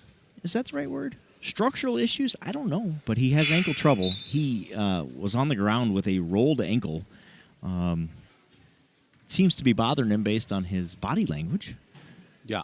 So, unfortunately, it looks like he might have to come out of this one, but he makes the free throw. Yeah, he's definitely hobbling. Yep. He injured that a couple of weeks ago and has been trying to nurse it back, but looks like, unfortunately, landed on that one the wrong way tonight. Yeah, that's tough. That's tough. Thought we might get to see him tonight in the varsity game, but I'm sure they're going to just take care of that kid tonight. We'd like to come away with a win on this one, but a game that ultimately doesn't really matter because the postseason has been announced. Is here, essentially, right? This is it. The next couple of hours, and this regular season is over. Hard to believe. Been the fastest winter. Maybe that's just the product of having seniors and doing this job. I don't know, Mr. Sparrow, but it has been a fast one. It has. Yeah, it could be when you're streaming how many games. I mean, think about it. We've had weeks where we're streaming double-digit games. Yeah, right. Rockford gets a bucket at the end of the first quarter here. That shot would have counted, referee Pierce proclaims, but it's wide, and the Saints take a 17-14 lead into the second quarter. Let's take a moment, Joe, to thank Farmer State Bank and Grain Millers for their generous contributions that allow our Saints students to get into our home regular season games absolutely free of charge. Here's the weird thing. Like you said, the regular season is over at home. There will be a game there on Thursday. If you can make it, make it. The girls are playing Northwood. Yeah. And by the way, Saints students will need to pay to get into that one because it's postseason. Here on Saints TV, it's our goal to keep these streams coming to you totally free of charge. So if you're unable to be here and cheer from the stands, there's Saints TV for that. As a matter of fact, even Thursday's game, which is a pay to come and watch, which you should because it's always better live. That's a pay to play. It's a state postseason game, right? So, but we will be streaming it for free. We dished out the dough thanks to generous donations from those who contributed to Saints TV. It will be live on Thursday. Yeah, and those contributors who gave some butter, right, helped us secure that opportunity to stream that because that is not a free thing. No. Saints TV pays for the opportunity to do that. So thank you to those who help support this channel, make that kind of thing happen. Before we started Give Butter, and that's kind of what that's the platform, the program that we use. Before we started Give Butter, last baseball season, for example, we had to go ask permission to stream the games, and we had to get some donations from the Booster Club. So thank you, Booster Club, for your support, but thanks to the support of those watchers, the viewers out there. Haugen's three just rims out. I was hoping. That's out of bounds, off of Rockford to Saint Ansgar. Really cool that we can just know that we're going to stream these games. It all comes off the generous donations from the folks out there watching. Giving butter. Haugen gets it to Mullenbeck. Nelly. Little contact. No call. A little more contact. Jeez. Little more contact. Bodies on the floor. Letting them play. I like it. They are everywhere. Winia underneath to Clevenger. Good find for Winia to Clevenger, and Clevenger makes it look easy. His first bucket. 19-14 Saints lead. Clevenger. What an athlete. You know he's only a sophomore, right? Just a sophomore, that Joe Clev. Rebound. Down for Wyatt. Good job by that young man. He's got his second bucket of the night.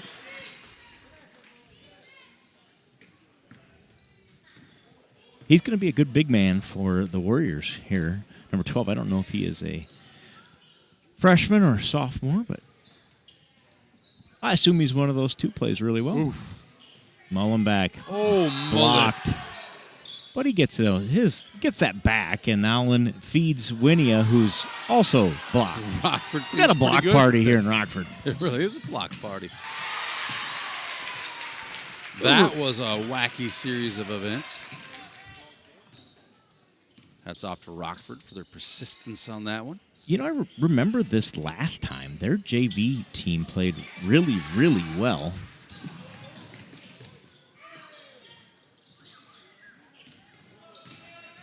And they're playing well tonight. Be a good game. Good way to end the season for this JV squad. Competitive matchup here. I think so. Ooh, Clevenger. He's fouled. He'll go to the line to shoot 2. Whoopsie. Go back to that one. We were a little bit behind on that one, Joe, because I was on the replay button.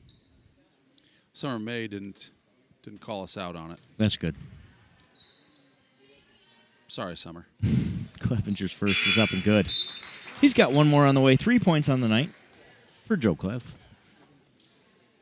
So as we were chatting on that one, just for folks at home, we were probably about 5 seconds ahead. That was me using Duke Scoop's new replay technology method that I am using. So a bummer about that. I don't think we missed the action, but it was just a little off the soundtrack. Gotcha. Joe Clevenger misses the second, but follows the rule of getting your own rebound when you miss the second. Unfortunately, his layup won't go, and Rockford comes away with it. Their 3-pointers off the mark, but a good rebound by Christian or Matt, or both. We haven't decided yet. There's 2 24s on our roster. Colt Winia kicks it out of bounds. Turnover Saints, as they lead it 20-18 here in the second quarter. 4:16 left.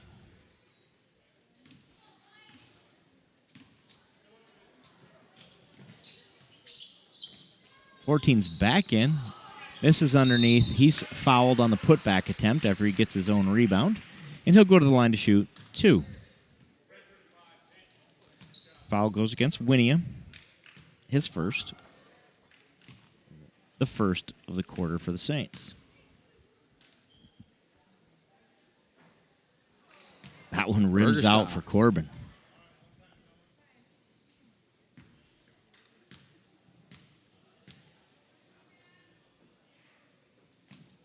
Second one, long off the back of the iron, but it goes out of bounds off of Clevenger. So they're fighting for the rebound there. And it'll be Warrior basketball. This tough series there. You're going for that rebound, and you feel a little hand in the back, and pretty quick you're flying into the baseline, and the ball comes off your hands. Well, they've been letting them play a little bit They here sure tonight. I have. don't disagree with that. I just no need to be ticky-tacky about it, but strong hands is a nice cure for that. And Clevenger usually would have that going for him. Vroom's shots off the back of the iron. Rebound goes to Chase and the Warriors.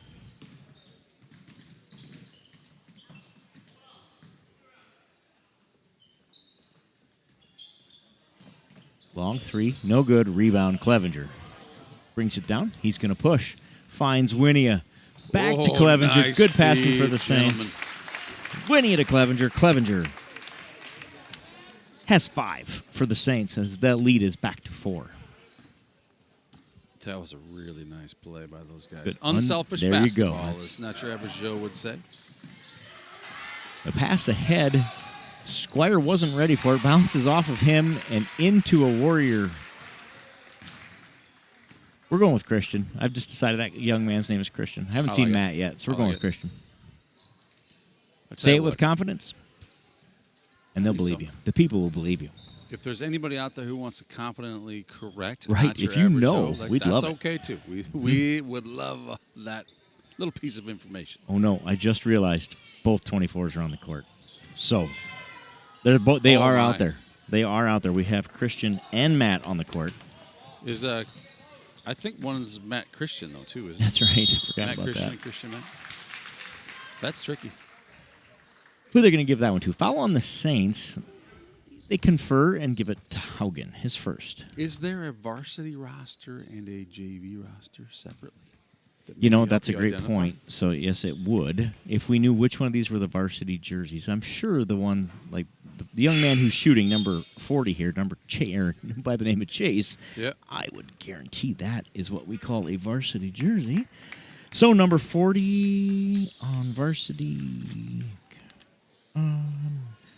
Well, I just guaranteed, and I think I'm wrong. One of 2 free throws So do you have go. Will this help? There's no 40 on there, right? So the 5 must be The varsity jerseys must be the fade. Is that what we call that? Where it fades into the blue at the bottom of the shorts? Those must be varsity jerseys. Oh, I see what you're talking about. See what I'm getting at? Because there is no 40 on our varsity roster. All right, all right. Room for three. No good. Oof. Rebounds kicked around, and the Warriors come away with it. Mullenbeck smartly avoids the foul. And now the steal for Connor. Run out the other way, layup. Oof. Too strong. Too strong. Vroom takes the charge. 24 smartly avoids him. And the feed back out to Mullenbeck. Redemption. Got it. Connor Mullenbeck. Steal again on this end for Magic Mully. He's got 8 points and 63 steals. Pretty good start to this one. How about that? Winia is tackled in the lane. Here's another look at that one. Winia up and owie. How about that? Colton bounces right back up, and he'll go to the line to shoot 2. First one just rims out. Saints lead is 3. 2 fouls here on each team. Possession arrow belongs to the Saints. Minute 12 left in the half. Winia makes the second. So we got That's his 324s. first point. Is that right? 324s on this team? Yes, that's part of the confusion, I think. And you may have said that, but in my mind I was thinking 2, and I'm looking at But the yeah, sheet there's now. yet one more somewhere. I don't think we've seen him on the court yet. Well, and again, who knows? Maybe we have. Vroom to Mullenbeck. About 40 seconds remain here in the first half of this one. Saints up 25-23. If you're just joining us, this is the second of 3 games here tonight. Oh, nice. Good defense there. Saints, Winia comes down with it. Vroom to Squire underneath. It is off the Saints. 22 seconds left in the first half. It'll be Rockford basketball. They trail by 2. It's been a really good JV basketball game.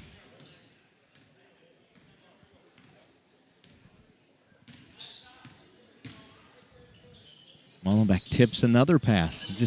He tips 2 in a row. Squire comes away with it. He has it knocked away as he goes up with it.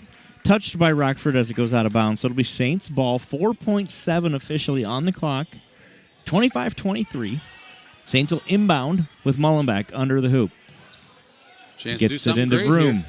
Oh, Back to Mully for 3. Oh, Bang. baby.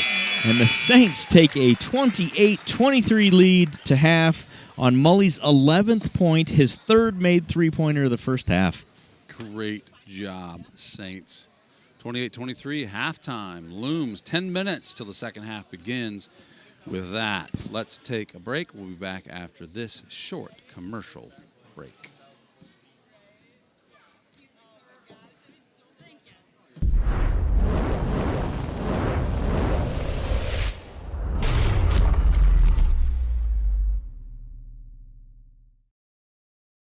Nah, man.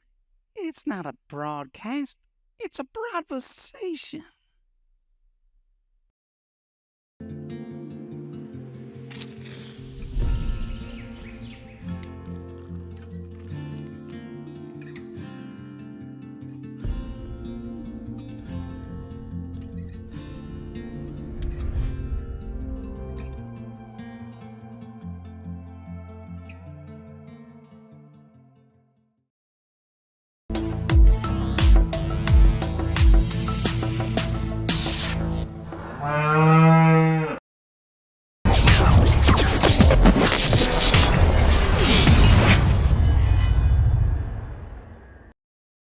This broadcast is brought to you in part by Colbert Realtors, with service you can depend on and know-how you can count on.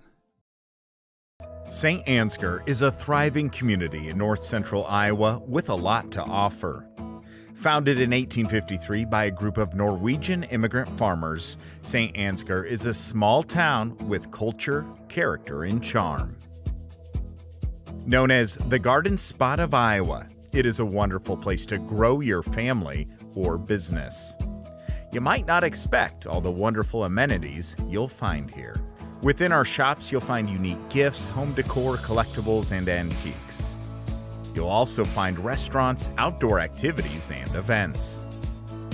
Saint Ansgar is a great place to visit any time of the year, and we take pride in our schools. Our youth are provided the highest quality education in a secure, positive, and challenging environment, empowering all students to reach their full potential. Saint Ansgar welcomes visitors and newcomers with open arms and warm smiles. Come visit and see why so many people proudly call this area home.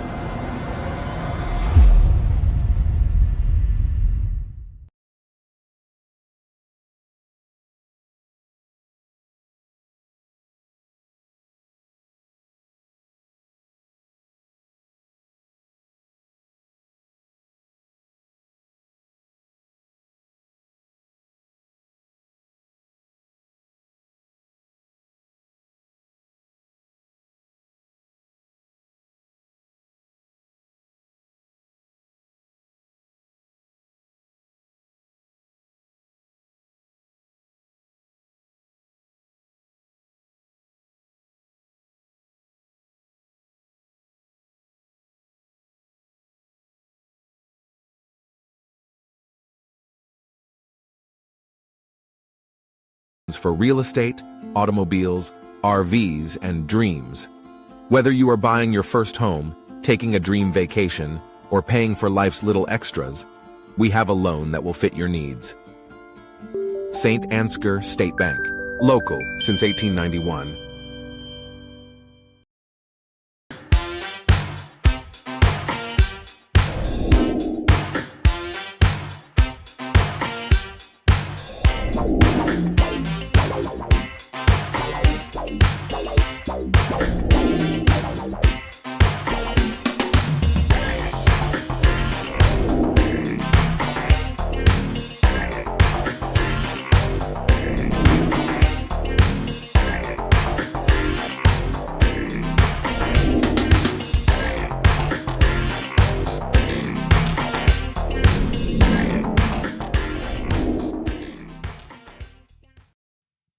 This broadcast is brought to you in part by Box K Beef, premium wholesale beef. From our place to your plate. For all your electrical needs, contact the boys at Al's Electric in Saint Ansgar, Iowa. Proud supporters of Saints Athletics.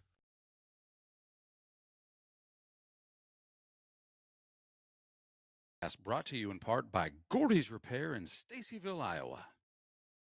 Bureau Financial Services. It's your future. Let's protect it. Contact Agent Brian Putney with offices in Saint Ansgar and This broadcast is brought to you in part by Canine Cabin Kenneling and Pet Services in Stacyville, Iowa. Honest, hardworking employees working together to create the best product and get it to our customers in the most time-efficient manner to keep the ag industry moving.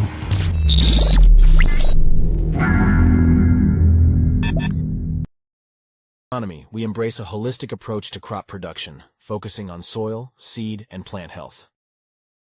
K2 Agronomy, helping our customers to achieve the maximum return on their investment.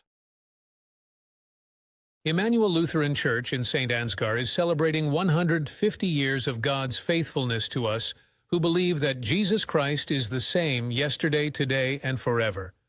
Hebrews 13:8.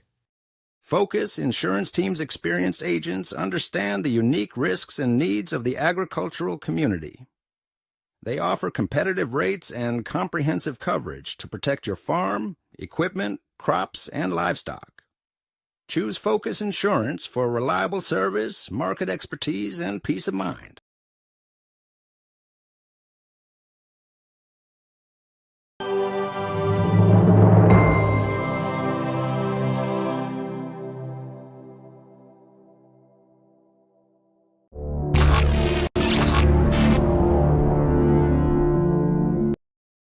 Today's broadcast is brought to you in part by Prairie Lakes Church in Osage. Services are every Sunday at 9 and 10:30 a.m.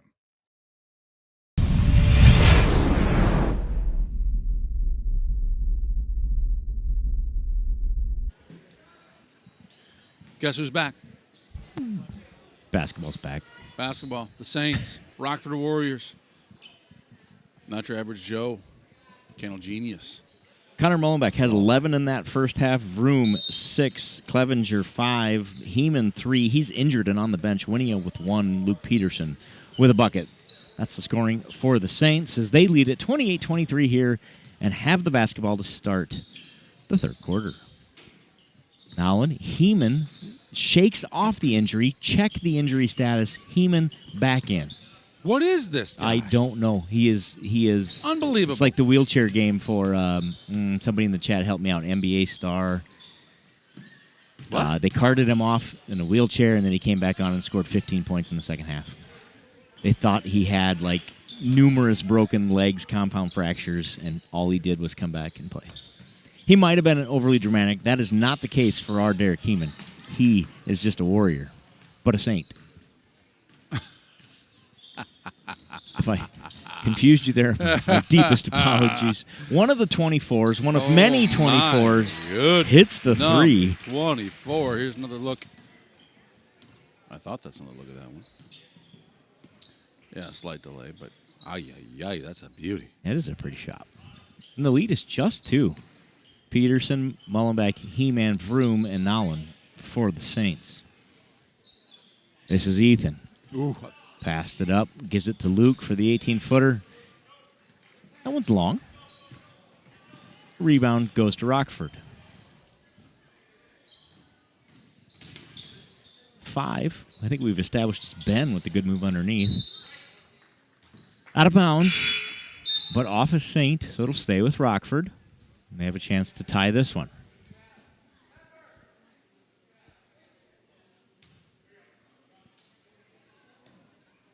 We tried to decode the roster over halftime, and we were unsuccessful here in the booth.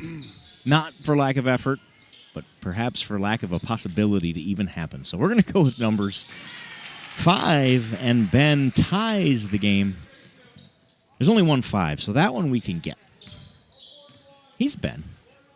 Yeah, it's the answer will present itself. It will. We will know, but it'll be too late for you at home. It will be too late for you at home. Ooh, that's a tough one. That's a and tough Nolan one. does Nice a good job of recovery. recovering. Yep. Peterson. Soft off the iron, but it falls innocently enough into Corbin's fingers. Tipped out of bounds by Saint. We apologize for the slight obstruction there to our left when we're at that end of the court. We'll do the best we can. The Saints have been instructed not to shoot from that corner, so we're sure they won't. They haven't so far. Rockford takes the lead here in this one on that nice shot.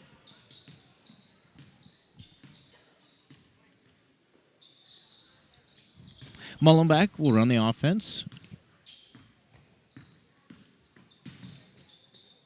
Mullenbeck's got some moves.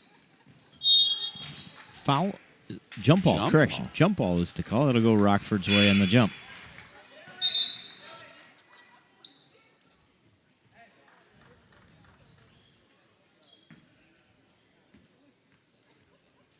The time-saving roll. Utilize every second of this 4 minutes that remain here in the third quarter. They want to play as long as possible. 24 takes the shot. 24 gets the rebound, but different 24s. Try to get the inbound pass. 24. Heeman says no. Nolan. Yeah, right. And another 24. This one for the Saints. Offensive foul is the call. Ooh. Seriously, people. So that one Well, goes what do you- on He-Man, right? Yeah, his second.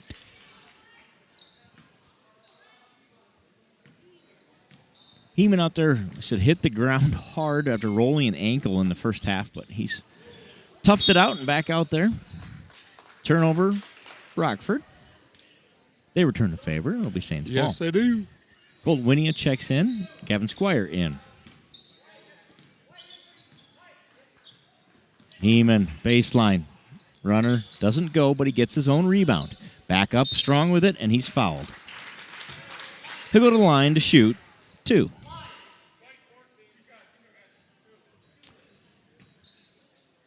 Number 14, his second foul officially. It's his third. That's okay. I see some construction crew in here tonight. I think I there's see a that theme. too. There might be a theme. Heeman makes the first. Second one on the way. That one's strong. Rebound goes to one of the 24s. Who passes it to another 24? Looks like we got Wyatt there. Saved the ball from going out of bounds, but foot on the baseline. Look at this ball reset. Let's see if we can get some of that construction activity going on over here. They might be building something. There is a lot of construction attire. They may be building school spirit, Joe. It looks like they might be. Like to see a little theme in the old student section. Turnover for the Saints. He zigged when he thought he was going to zag. I've done that before. Rockford wants to play every second of this game. They really those do. things roll. I don't blame them. This is probably their last chance, too. That's the looks of a team who believes that they are better conditioned than their opposition. Like, Sure, we'll play sure, this we'll game play as long. long as we can because we know the long game, we win. Winia with the strong rebound. Oh, that is a Heeman's wall. bodied as he comes across the middle. Oh, He-Man with a pretty move in the lane. And He-Man Does his thing. What's he got here? 2, 3, 6 points on the night. Turnover. Going back to Saints Way. He-Man for 6. Oh, there's that corner we're talking about, but look at that. Colton Winnie on all of his height. He's been eating a lot, growing a lot. Came in handy. We can actually see him there in that corner. The Saints take the lead. They led most of the game, lost it here to start the third quarter, now have it back and look to add to it here. He-Man, lane, drive, scoop, score. Heeman taking over the last minute of this one. He's got 8 points.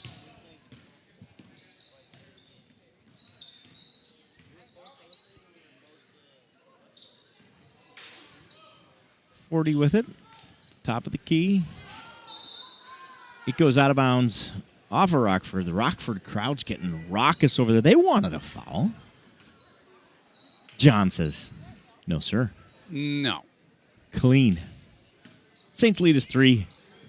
1:45 to go in the third quarter. He-Man, have I mentioned he's taking over? And Rockford is going to go ahead and take themselves a full timeout to discuss a defensive strategy for the He-Man.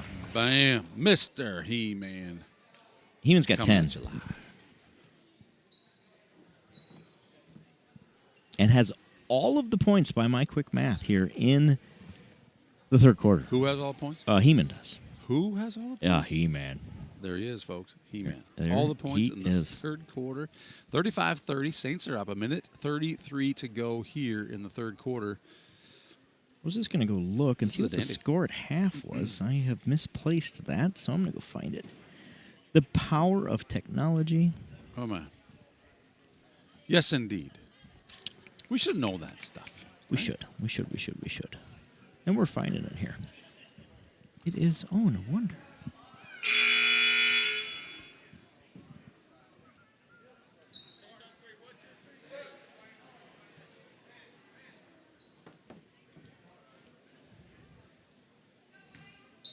So Rockford will inbound here, trailing by 5.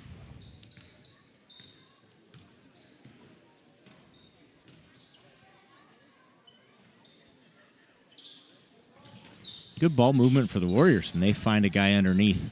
His layup's too strong, rebound's too strong on that put back, but 24 gets it again. Double dribble. Wow, it just seemed like there was a lot of white jerseys under that. I lost count, but I feel like there was 6 or 7, maybe 8 of them. Right. But they were there where the ball could drop. There was nothing but white jerseys. Gavin Squire sets up the offense for the Saints, finds Vroom, who was feeling it from 3 in the first half, has 2 made 3-pointers. Squire for 3. Oh, strong off the back of the iron. Rebound goes to Rockford. He-Man commits his 3rd foul. It was 28-23 Saints at half, FYI. I did find that. Ah, you know what? You say that, and I remember.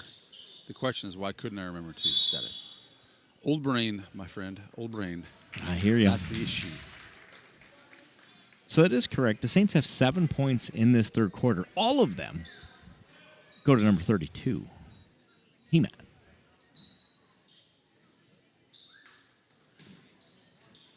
Rockford's running the offense here. Good passing for the Warriors. Get themselves a look that they want underneath, but it's blocked by He-Man, and the rebound is secured by Winia. 20 seconds left here in the third quarter. He-Man drives, scoops, fouled. He'll go to the line where he'll shoot 2. 10.6 officially on the clock. Saints have a 5-point lead, and He-Man is at the line to shoot 2 to add to that. First one's up and right through. Good. Heeman has all 8 points for the Saints in the third quarter. He says, let's make it 9. This is a guy who we were pretty sure wasn't going to be playing. Right. We just talked about how he was on the bench with injury, and then I looked up and never mind. Check that. He's on the floor. Yep. Winia steals it underneath, gets it to Heeman, whose desperation 3 won't go, but the Saints lead at 37-30 at the end of 3 quarters here in Rockford for the boys' JV game.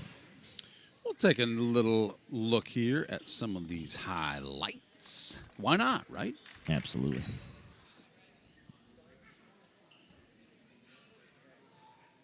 I'll just go this route, I think, this time here. Saints started off that quarter a little slow, allowed 6 or 7 quick points for Rockford, and then they answered with 6 or 7 of their own after Rockford took the lead early in the third quarter. The Saints took it right back and have it up to 7.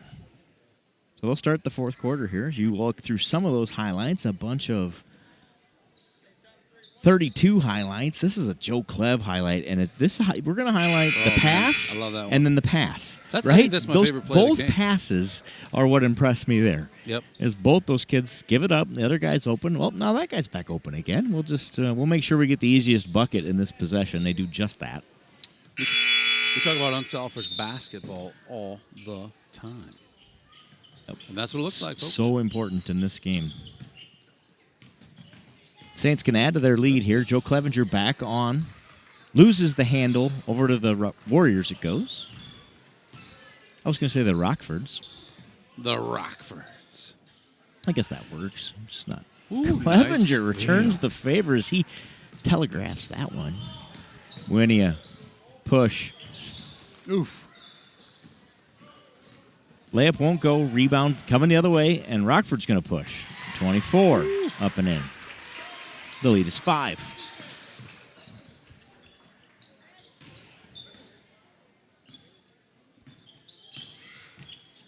Mullenbeck, who has 3 made 3-pointers in this one and 11 points, passes it up. Squire takes it, and his kicks off the back of the iron.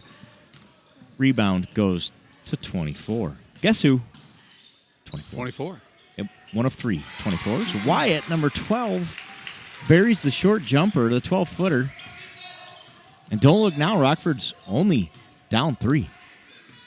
These guys are really picking up the pace here in the fourth quarter. Kind of what we talked about earlier, like we can extend this game. We're going to beat them in the long game. Let's see how long they can hold on with this kind of energy. Squire's 3 is blocked. Wyatt with the rebound, and another number 24 running the other way. Good defense by Squire. Hard foul. Mullenbeck hits the dirt. Boom. But he's okay. Bounces right back up. It'll be Saints basketball. First foul of the quarter. The third on number 12.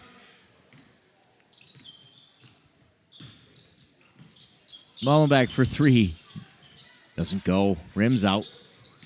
Rebound goes to Corbin. Threes are tough to come by on this side of the court, aren't they, Joe? They sure are.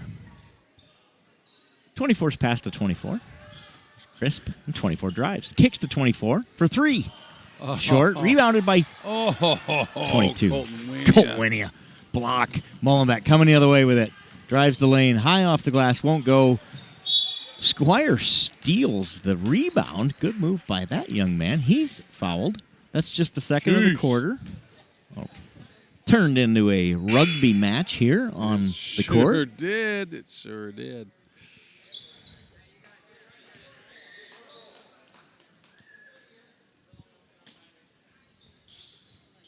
Joe Clevenger feeds it back to Vroom inside. Nice shot from Jackson Vroom. Great job, Vroom. And the lead is back to 5. And someone besides He-Man has points here in the second half. That would be Jackson Vroom with his 8th point of the night. The lead's 5. Now 24 gets up gimpy. We can't have a 24 going off the court. No. There's got to be Hopefully another that one young coming man's okay. 24 checks in for 24, so it'll be okay. If you're wondering what that sound was when Vroom made that basket, that was the sound you hear when I hit the wrong button.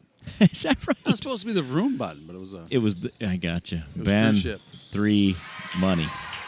Cruise ship, if you're out there listening, that one was for you.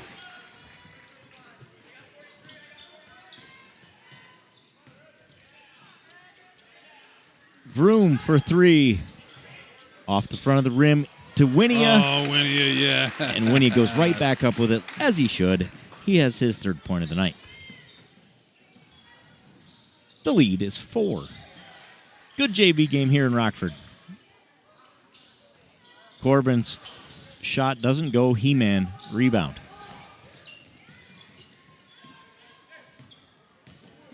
Heeman into the lane. He's fouled. And he'll go to the line to shoot 2. 3rd foul of the quarter with 4 minutes to go for the Warriors. Heeman's first is up. No good. Has 3 made free throws in this half and 1 in the first. I believe that's 4 by my math. Let's make it 5. Make it 5. Throws. And he gives the Saints a 5-point lead. We love even numbers, so let me tell you what's about to happen. We're going to have to correct More that scores.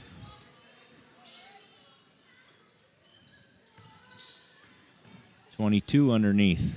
Good move and good look. Strong, though, and the rebound. Job by Colton Winney to fight for that one. He gets it to Heeman. And the Saints can add to their 5-point lead. Gavin Squire set up the offense for the Saints. Heeman kicks to Vroom for 3. No good. 22 with the rebound. Very strong. Dylan Very strong with the rebound. By Dylan. This is Corbin, number 14. He's going to get it over to Ben, is my prediction. He does. Good call. Could see the only man open. Inside to Wyatt. Strong move by Wyatt. Ball does not go in. No. He-Man denies. And Winia These guys. is fouled. Corbin's not a fan. That is his 3rd foul officially. 4th, though. Official 3rd foul. It's possible I'm wrong. It's happened occasionally, so I just like to have fun with it. I kid.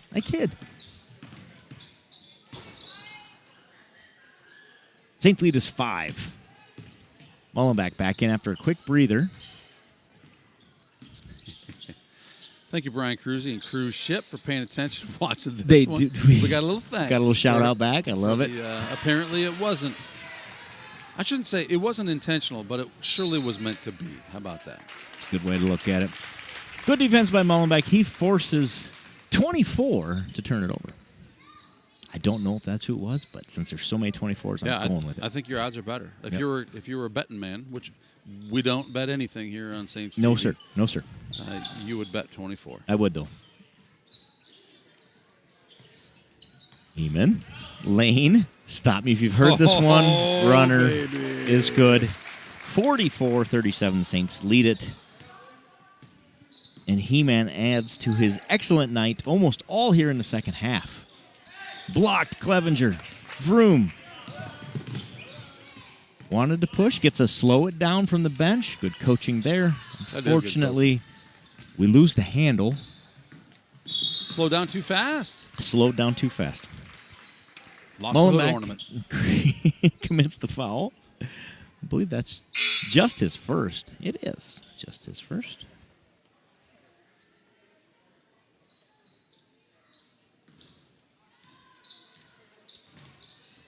Heeman has 15 points in this one, 12 in the second half.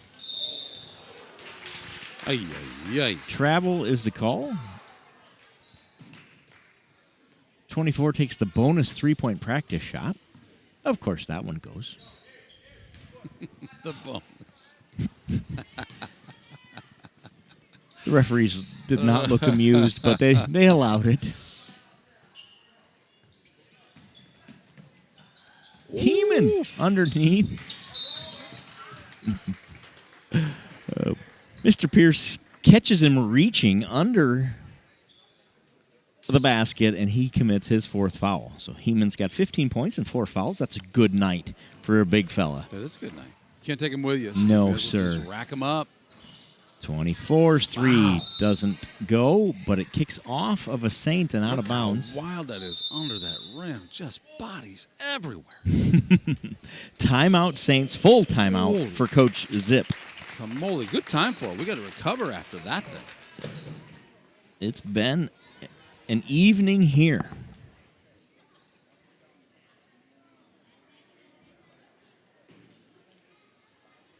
If you can read lips, you'll know what Zip's saying. Because we got zipped lips. I'm just checking my calculations. We are exactly at 44. No bonus buckets to award here in this one with a minute 19 to go. You can still give a player of the game award, but no bonus bucket award. That's okay. That's okay. That's okay. Make them earn it. That's right. You got to get it the old-fashioned way by putting them in the hoop.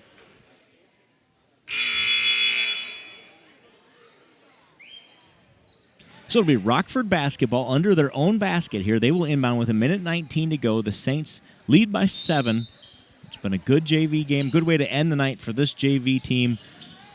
Postseason starts for the girls in 48 hours, and the boys play on Monday. Both teams play Northwood Kensett at home to start the playoffs. How often does that happen? You know, that's a good question. I don't. In softball and baseball, it happened too, didn't it? It did. We played the same team to start. We played, yeah. Like that. Was that round one? Was Riceville round one? I think it was round one. I believe you're right. Because there may have been jokes afterwards about how we weren't welcome in Riceville for a few weeks after that one. We shut both summer sports down, and I believe in back-to-back nights in Saint Ansgar versus their summer sports. Well, here on Saints TV, we hope the same happens in Northwood. Not that I don't want to be welcomed in Northwood, but we sure like to win back-to-back against Northwood. Starting Thursday, again on Monday. Be sure to be watching. Heeman makes 1 2, and that Saints lead is a commanding 8 now with under 50 seconds to go in this one.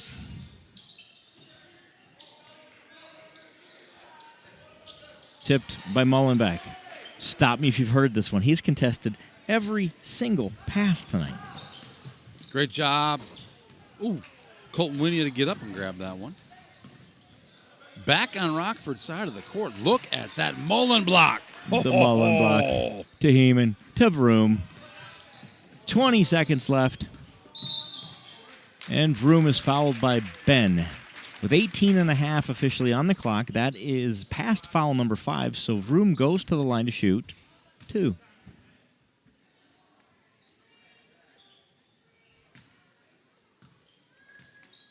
Vroom's first is on the way and in. Gets the roll. I don't usually send sound effects. Vroom has 9 points then, including 2 made three-pointers.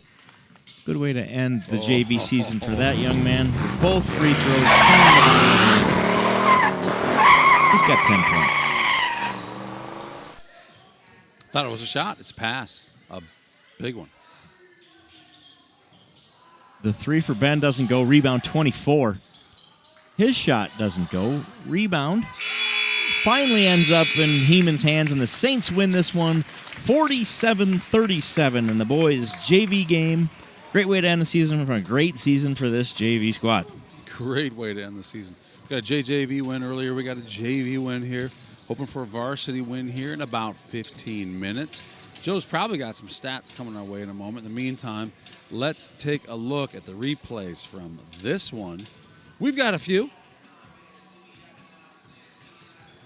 It's taking me a while. All of this math is all about Heeman's score here.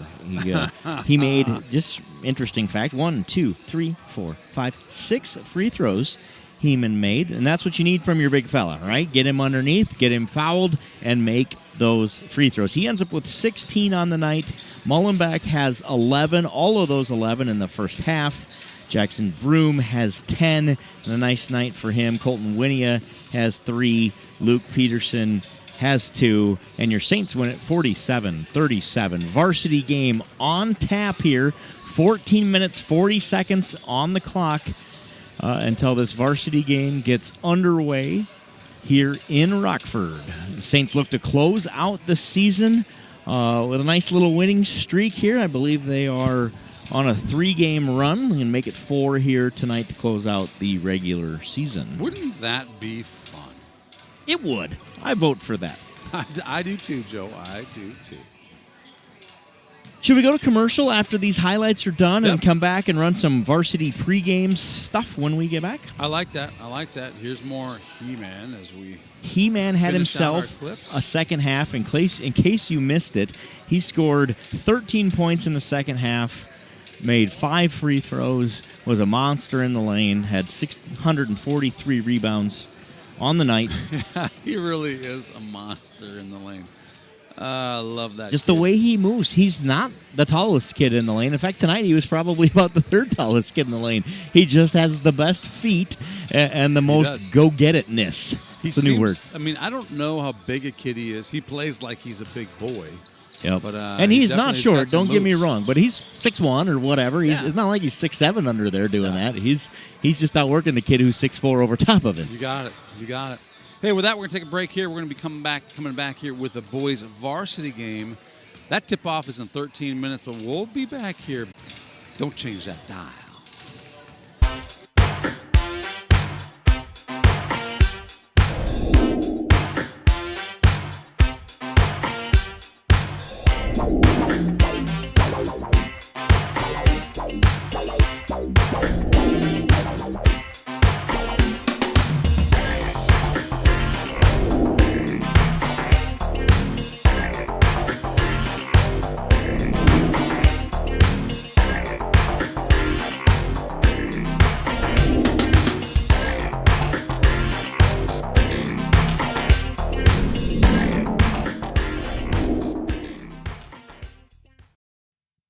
This broadcast is brought to you in part by Box K Beef, premium wholesale beef. From our place to your plate.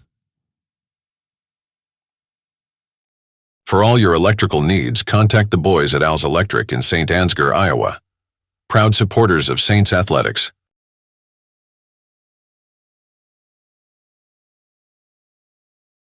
Brought to you in part by Gordy's Repair in Stacyville, Iowa. Bureau Financial Services. It's your future. Let's protect it. Contact Agent Brian Putney with offices in Saint Ansgar and This broadcast is brought to you in part by Canine Cabin Kenneling and Pet Services in Stacyville, Iowa. Honest, hardworking employees working together to create the best product and get it to our customers in the most time-efficient manner to keep the ag industry moving.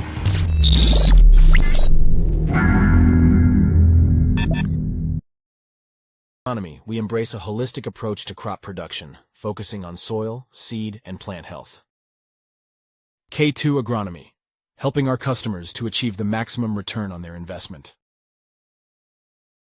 Emmanuel Lutheran Church in Saint Ansgar is celebrating 150 years of God's faithfulness to us who believe that Jesus Christ is the same yesterday, today, and forever. Hebrews 13:8. Focus Insurance Team's experienced agents understand the unique risks and needs of the agricultural community.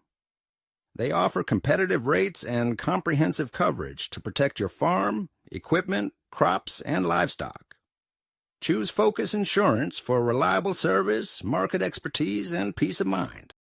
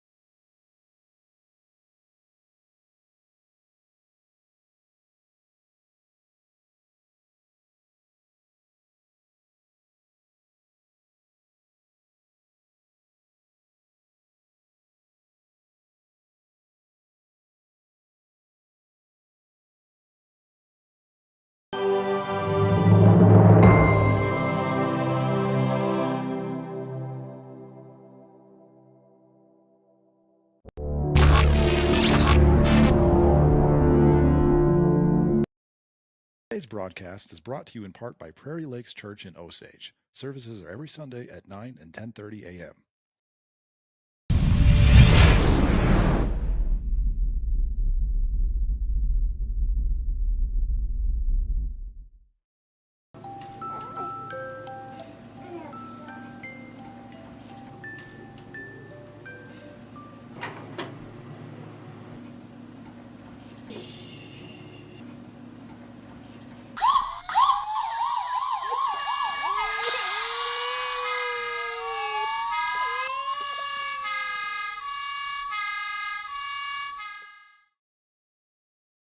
You're looking for a great place to watch the game? Try CB Brandt's Pub and Grill in Saint Ansgar.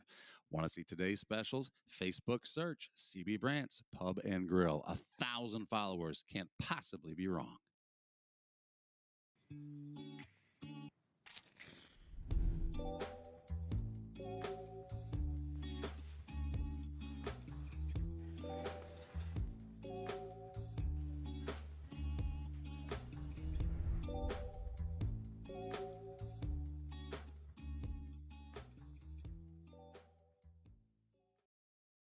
for work or for play, having a driver's license is pure freedom. Saints Driving School offers year-round driver's education classes. Why would you wait? Call 641-420-3594 today. And doers. And the right skills can turn dreams into reality. We partner with businesses and universities to get you to the next level, leading the way with intention and purpose. So when you graduate, your dream becomes your reality. We educate, we partner, we lead, so you can dream big. North Iowa Area Community College. State Bank has a strong commitment to farmers. We provide the highest level of service with quick turnaround time, competitive interest rates, flexible payment options, and the ability to work with you on any size loan. Our agricultural banking specialists are experienced in farming and understand the important role agriculture credit plays in your operation. Because of our ability to make local credit decisions, we respond quickly to your total agricultural financing needs. Saint Ansgar State Bank, helping you meet your financial goals.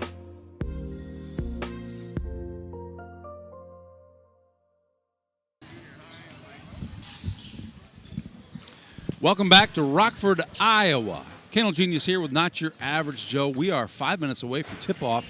Saint Ansgar Saints versus the Rockford Warriors. If you just joined us, the JJV team was victorious. The Saints were victorious against Rockford. The JV took the second game against Rockford in a little closer matchup. And now here we are, the third of three for the night. All three boys games. Not Your Average Joe, what do you say coming into this one? Well, this should be a good one again here tonight. Another one of those cases of Rockford's better than their record indicates. They've played a lot of really good teams really close the last month. They are 5-14 coming into the regular season finale, 3-12 in conference play. Saint Ansgar won the last meeting at Saint Ansgar, 62-46. They're averaging 50 points a game. They play really good defense. Where the Saints have the edge is in that offensive production, especially if you look at those stats. Over the last 3 weeks or 4 weeks, the Saints have played really good offensively, averaging 57 points a game are your Saints, shooting 39% from field goal range and 30% now from three-point land. So this again, we talked about it last night, but those shooting percentages, we wouldn't have talked about them 6 weeks ago. They have come up significantly, and to move those numbers after half the season's already in the books, it takes a little work, as you know. If you know anything about the law of averages, and I'm sure you do. For the Rockford Warriors, they are led by senior number 1, Nick Groven, with 19.4 points per game, 6.3 rebounds for senior Nick Groven, number 1. Against us last time, he had 15. Marshawn Taylor, also a senior, number 0. 3 steals a game, almost 13 points a game for Marshawn. He had 16 last time versus us. So he always plays well against us, has since these guys were in 4th grade and they played against each other. So I'd expect nothing different here tonight. Charles Byam averages 9.6 a game, and he had 13 against us last time. So that's really where the bulk of the scoring comes from for the Rockford Warriors. Players to watch: 0 Marshawn Taylor and number 1 Nick Groven, both seniors. For your Saints, 14-6 overall, 14 games. 14-6. I love this team. You know, these seniors were a part of the last 3 years' teams where they won 14 games in the last 3 years. So they have doubled their win total as Saint Ansgar Saints this year with 14 wins. They sit alone in 3rd place in the conference, the best conference finish in 6 or 7 years. I believe it was 17, 18, maybe something like that. They also finished 3rd. We'll go back and look that one up and have that one for you next time. Hillman had 22 points against these guys last time. Tyke had 18. Jace had 8. Let's get the rundown for the Saints. Starting lineup is going to look like this. Number 3, Drew Powers. 5 rebounds a game for Drew and almost 5 points. Again, we look at those numbers. He's averaged those 5 rebounds, but he had about 2.5 points average until the last 3 weeks or so. He's come on strong and averaging almost 5 points a game. That's been fun to watch, Joe. For sure. Next up, senior number 10, Tyke Remster. Tyke Rimster averaging 5 assists per game. He's the point guard for this team. Tyke has his average up to 14.1 points per game on average for Tyke Rimster. Number 15, Jace Schwiesow. Jace, 3.4 rebounds per game and 5.1 points per game for the junior Jace Schwiesow. Number 21, Max Beeland. Max, almost 4 rebounds a game and 4.9 points per game. He was averaging 2.9 points per game before the break. Kind of the same story as Drew, has doubled his offensive production. To get your average to go up 2.5 points a game, you got to score 10 points a game, 4 games in a row, because that's exactly what Max has done. Attaboy, Maxwell Beeland. I love the new confidence. That's how you do that. And you're like you said, it's all confidence for him. Shooting the lights out from 3 the last 2 games. I think he's 7 for 12 from 3-point land in the last 2 games. Hunter Hillman, senior, number 22. Listen to this stat line. 11.7 rebounds, 4.5 blocks, 17 points per game for your senior big fella under the hoop. That's how you get it done. That's how you win 14 games in the season, is you have a performance like that out of your senior underneath. And, of course, off the bench, first off the bench, number 23, Carson Sparrow. Carson averaging 3.4 rebounds per game and 9.2 points off the bench. And Carson's been a starter. Carson's been a bench guy, that comes in early and often. I think it's more about, let's not mess with the mojo. We'll leave our starting 5 the same. Carson comes in early and often. To have a guy, again, a senior off the bench, come in and light that fire when you need it with over 9 points per game, has been the difference for the Saints. We talked about it last night. The supporting cast has stepped it up. Let's go get it done one more time in the regular season tonight. We'll turn it over to the in-gym announcer here for the official starting lineups.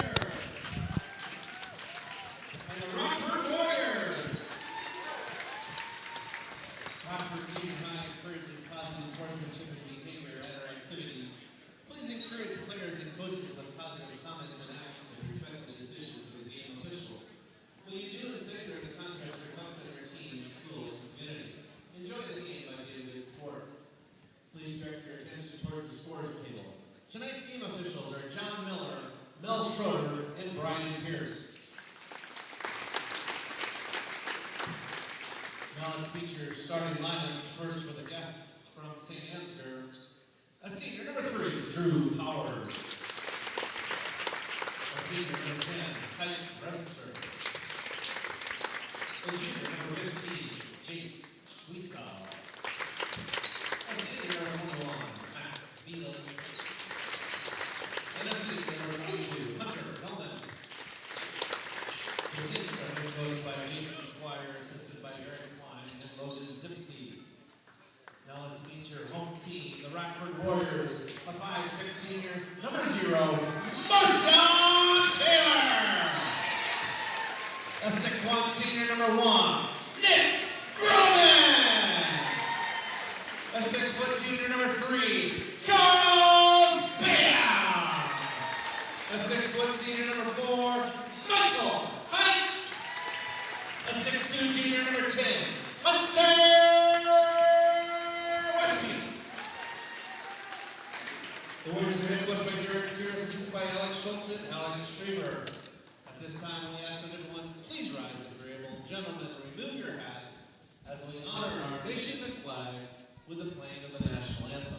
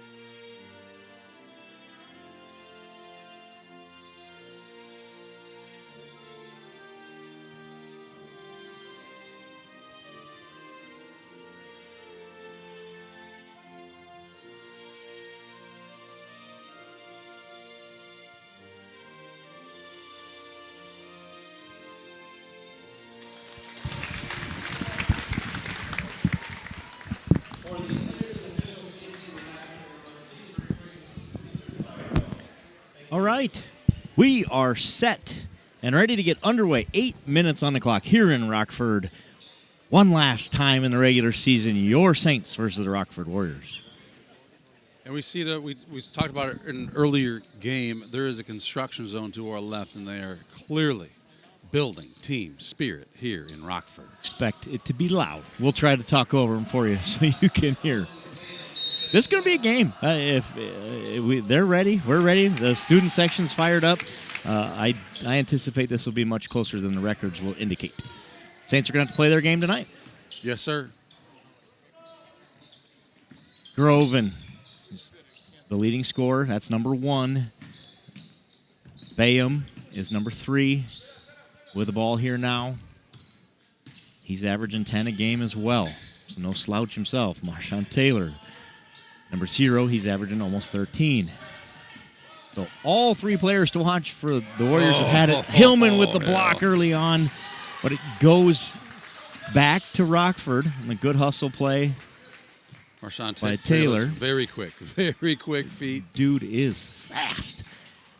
Uses it to get under the hoop on Hillman, but Hillman alters the shot and gets the rebound. The Saints season leader in rebounds gets that one there. Beeland for 3. Oof. That one rims out. That one rimmed in for him last night, so we'll allow it. Just one. 10 is fouled, and the bucket goes. Westby with the bucket. Rockford has a 2-0 lead. Hillman with the first foul of the night.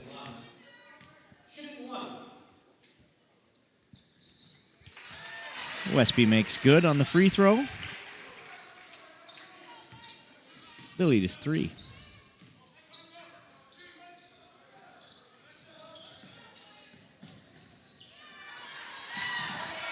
Turnover Saints. Groven down the baseline, up and in. His first bucket.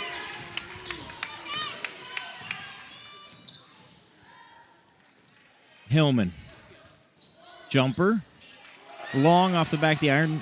Taylor with the rebound. Tough Groven adjusting on that bucket over on that side of the court. Travels. Yes, it is. We talked about that in the previous 2 games. Shots don't fall as easily at that end of the court. They don't seem to. Is that blue background or what? Schweiss with it on the wing. Drives into the lane. Finds Remster. Tyke thought about a 3. Yes, he did. Beeland finds Schweiss alone under the hoop. He lays it up. Strong. Won't go. Rebound by him. Bam drives into the lane. He's blocked by Drew Powers, and Schweiss gets the rebound. Sends it ahead to Remster. Remster for 3. No good. Rebound, Hillman. Hillman's bucket goes. We get the lid off to the Saints. And that wild exchange. And the Saints cut into that 5-0 lead. I got a little messy there for a bit, didn't it? It did.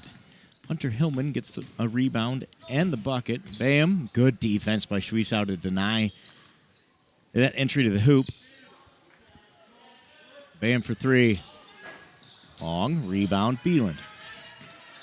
Beeland will bring it up for the Saints.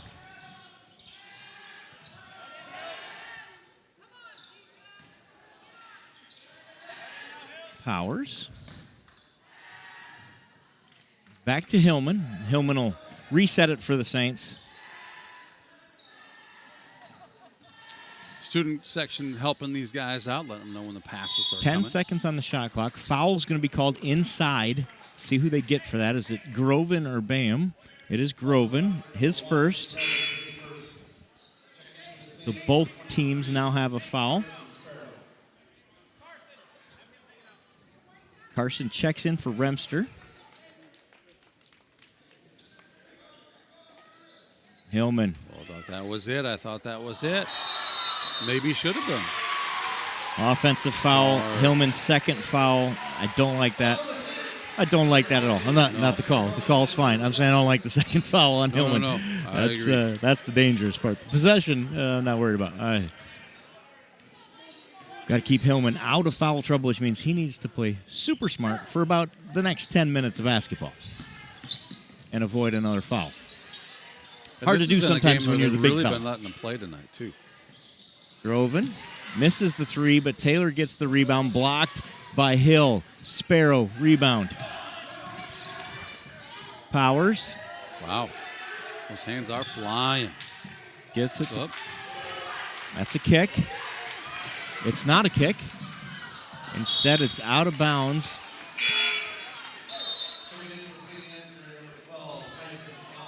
He is Klein fast. checks in for Hillman. Oops, I'm going the wrong way. I'm trying to adjust the clock. We got a couple seconds off. There we go. Sparrow's going to inbound.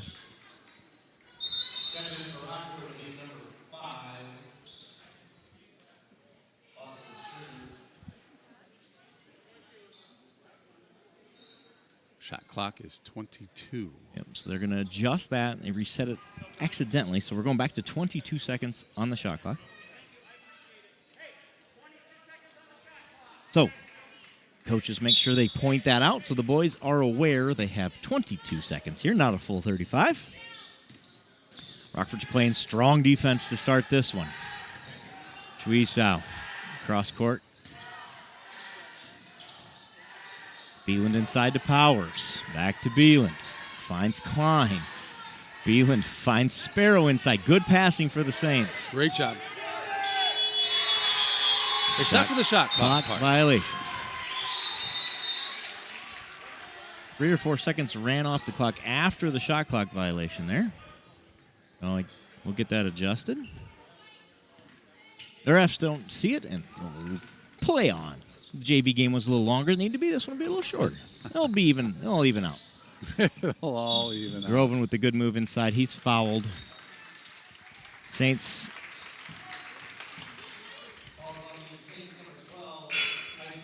Klein. Just the first for him, but the third in this ugly first quarter for the Saints. Not much has gone right for Saint Ansgar here in Rockford to start. Including 2 fouls on Hillman. He finds himself on the bench here, waiting out those fouls. Remster subbed out early. Remster never subs out. I have a feeling that may be related to how that young man feels right now. Good defense. Doesn't pay off for the Saints. Carson Sparrow called for the foul. Okay. We'll adjust. We will adjust, right? We will adjust. Good job by Klein to block that one. Beelan gets it stolen away by Taylor. Have we mentioned that young man is quick? Oh, he is quick. There you go. There's good defense by Sparrow. That's a travel. But he did not advance the ball laterally, so it's not a travel. Did you know that? Here's your fun fact of the night. I don't know. You can roll over or something as long as I don't know. I thought you had to keep a foot down. I thought so too, but I can never keep track. Boy. And the Saints are in foul trouble with 2 minutes, 30 seconds to go.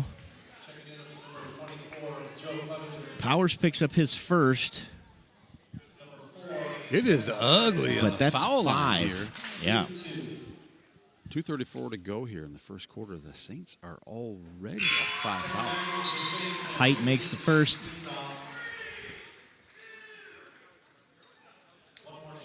Hey, Minnesota Vikes fans, thanks for checking in. We will not be streaming the wrestling in the middle school. There is a girls' basketball game, postseason, that we will be streaming that night in the high school gymnasium. Appreciate you checking in. Height makes both. Sparrow works on Bam. Gets it. That is an FSB bank shot. And boy, did the Saints need that one. They Sure have did. not played well, have committed every foul in the book, have their big fella on the bench with 2 fouls, but they only trail it by 3 and have a chance to cut into that with this possession. Weather the storm if you're the Saints. Remster's back. And he finds Clevenger inside, who cuts the lead to 1. Joe Clevenger with his first bucket. Taylor, lane, drive, scoop, no good, rebound, Sparrow. Sparrow launches himself like Hillman out there. Replaces him nicely underneath there while Hillman sits out with foul trouble, 2 fouls in the early going. Bam. His layup doesn't go, but number 5, Schriever, gets the putback to go. The lead is back to 3. Clevenger, Great pretty shot, bucket. Clevenger. And Clevenger leads the Saints with 4 points, making the most of his minutes tonight. It really is.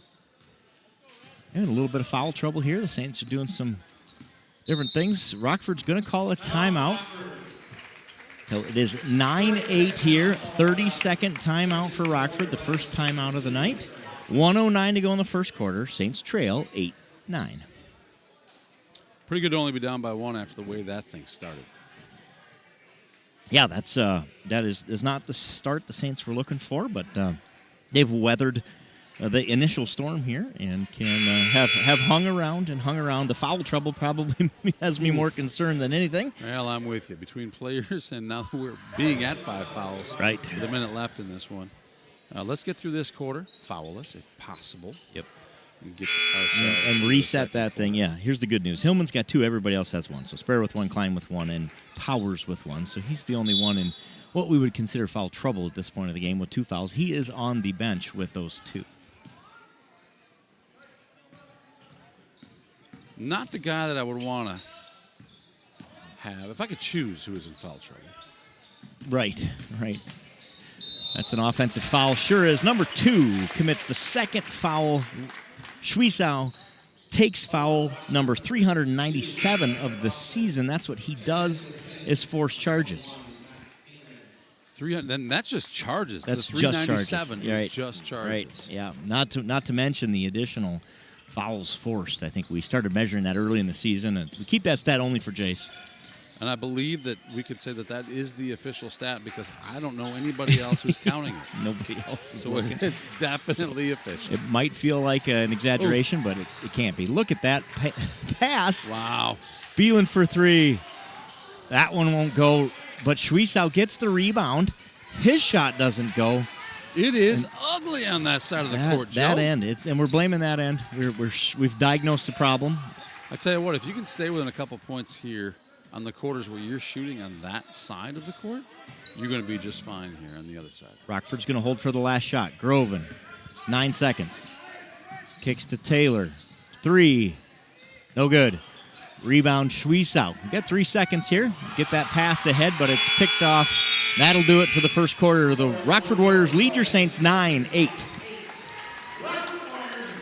Let's take a moment to thank Farmer State Bank and Grain Millers. Thanks to their generous contributions, our Saint Ansgar students have gotten into all of our regular season games for free and will the rest of the year. Now, basketball's over. We're in the postseason now. Yep. But thank you, Farmer State Bank, Grain Millers. I know these students really, really appreciate it. Hey, here at Saints TV, we use Give Butter as a platform to just make collections easy for those who want to donate. If you're enjoying watching this game for free, it's our goal to keep it free to watch. For those who are unable to cheer from the stands, we'll keep that QR code available in the lower left-hand corner of this screen the entire game. If you'd rather log in online, it's givebutter.com/SaintsFan. Or we've received many, many donations in the mail. Saints TV P.O. Box 371 in Saint Ansgar, Iowa. Thank you for all of those who have contributed so far. It is making a massive impact. 100% of the proceeds go right back to Saint Ansgar School. It is an investment in these athletes. Sparrow, Beeland, Powers, Remster, Hillman. Your 5 for the Saints to start the second quarter. They trail by 1, can take their first lead of the game on this possession. Hillman back in, working with 2 fouls. Finds Sparrow underneath. Sparrow gives the Saints their first lead of the night. He has 4 points. Clevenger has 4 points, and Hillman has 2.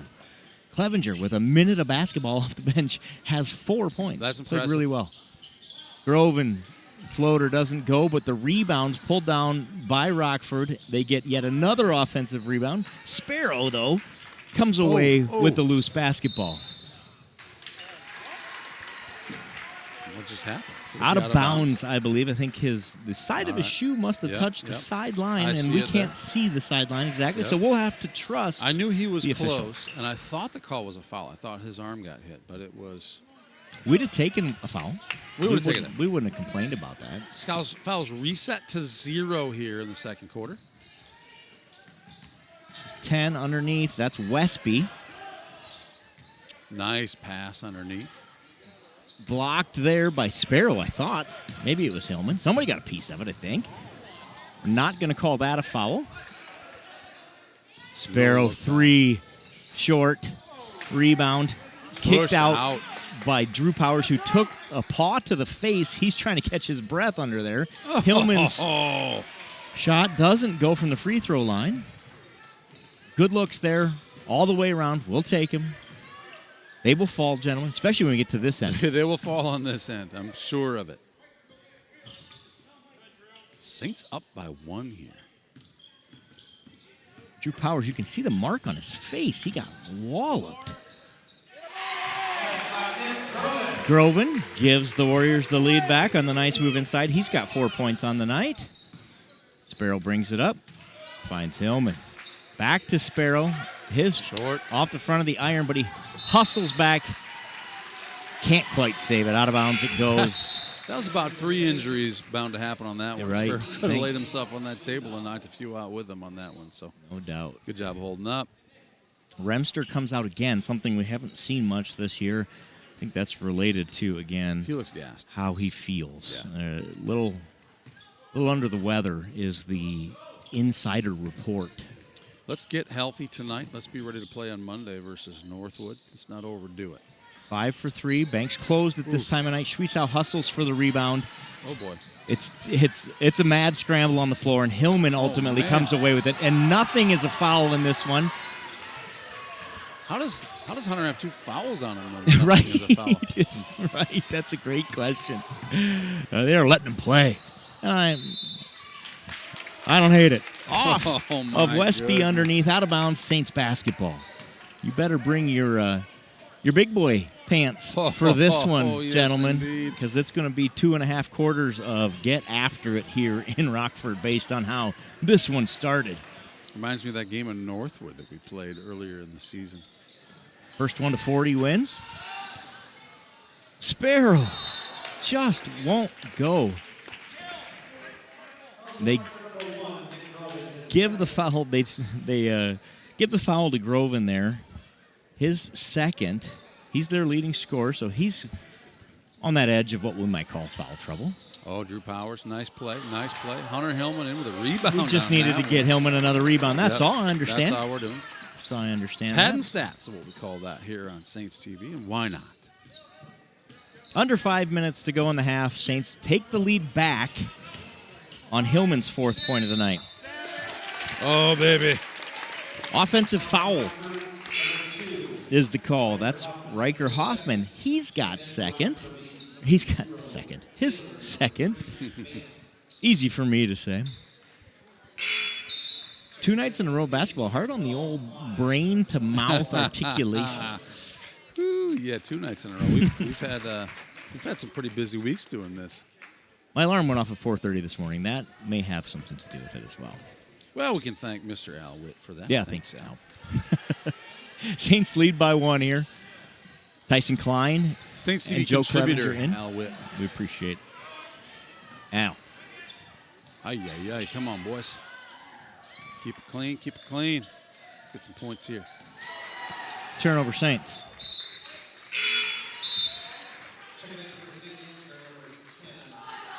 Tyke checks back in. Hillman's going to come out. Even exchange, shortest player for your tallest. Both of them have. Gosh, I don't even know what to say about that. I shouldn't have started that sentence. Is that a Travis? I don't know why I said that. I don't know why I even started saying a sentence. Groven bodies his way into the lane. And he's got 6 points. He's playing with 2 fouls. We'd have taken a 3rd offensive one there. Sparrow for 3. Got it. Perfect. Carson We knew it would come. Sparrow has 7 points on the night. Yep, we Even told on him the to dark keep side. shooting. He listened. It's 15-13 Saints. Offensive foul, Nick Groven there. That's his third on the offensive foul. Groven averages 20 points a night. He's going to have to come out of this one, I would guess, for at least the rest of the first half. Hey, guess who's in the lineup? He-Man. I'll give you a clue. Starts with a he and ends with a man. The He-Man effect. In effect here in Rockford, we have Sparrow, Remster, Klein, Clevenger, and He-Man. It's a good lineup. I like that lineup. You're going to be amazed at what happens here. All right, here we go. He-Man underneath, bodies up Taylor, who commits the foul. He-Man backs him down beautifully. That's the fourth foul. So we flipped the foul script here in quarter number 2. And now your Warriors find themselves in foul trouble. And the Saints have their biggest lead of the night at 3 thanks to a He-Man free throw. Second one's up. And good. Great job coming on this one, Derek He-Man. Glad to see you out there, kid. What do you have, 16? 16 in the JV game. This is 2. Jumper goes. That's Riker Huffman. It's a nice little jumper. His first bucket of the night.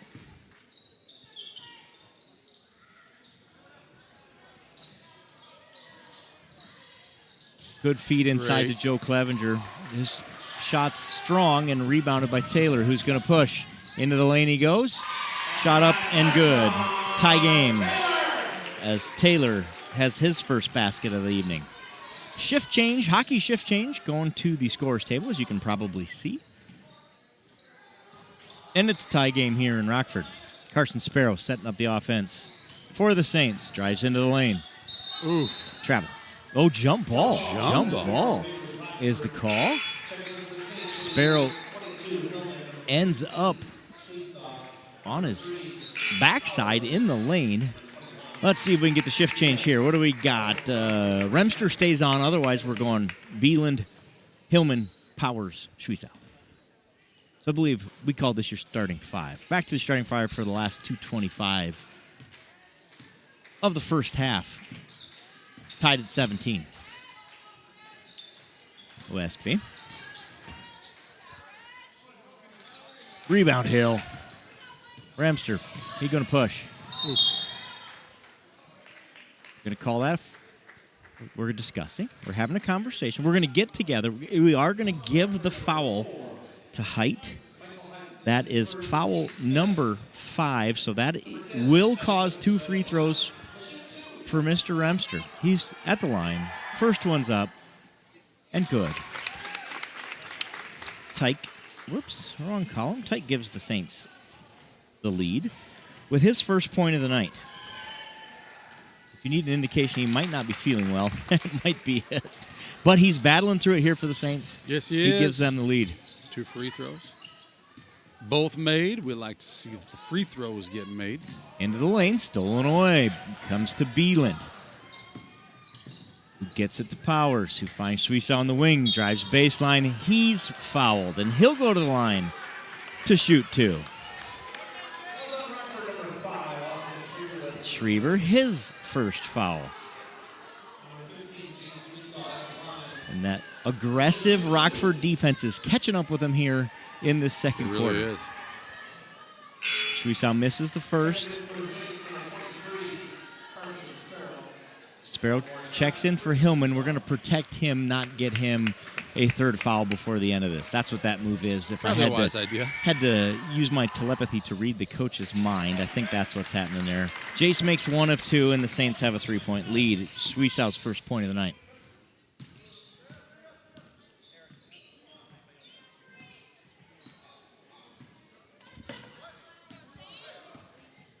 Bam.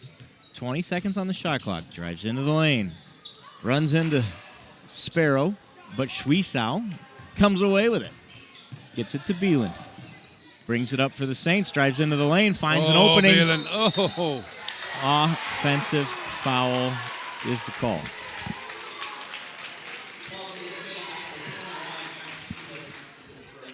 So Saints turn it over on the offensive foul called on Beeland. I like the move. Lane's open. Take it in there. Oh, yeah. It was perfect. You wouldn't do it any other way. We'll have to watch the replay.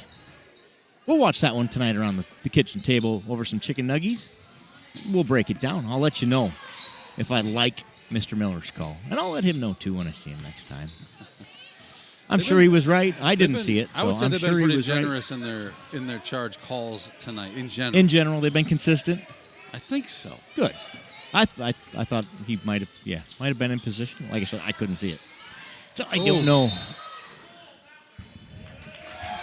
Moving screen on Shriver, his second foul. Shriver. That's how you say that one. Oh, yeah. So let's see if we can.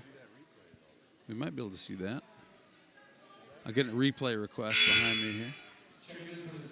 So, again, we're to 5 fouls, but that weird possession thing means no shots here because it's offensive. So there's that replay. We'll have to come back to it later. I can't get it the way Duke can. He's quick, that Duke Scoop. Missing Duke Scoop tonight. We'll have him back on Thursday night for the girls' playoff game at home versus Northwood. Remster in the lane. Finds Sparrow. Sparrow loses it. Heeman, though, gets it. I think Sparrow lost it in the lights. I'm not sure what happened there. All of a sudden, it was just going straight up on him. 15 seconds on the shot clock. 24 seconds on the game clock. Schwiesau inbounds. Finds Sparrow. Got a hold of it. Gets it to Drew Powers, who's short.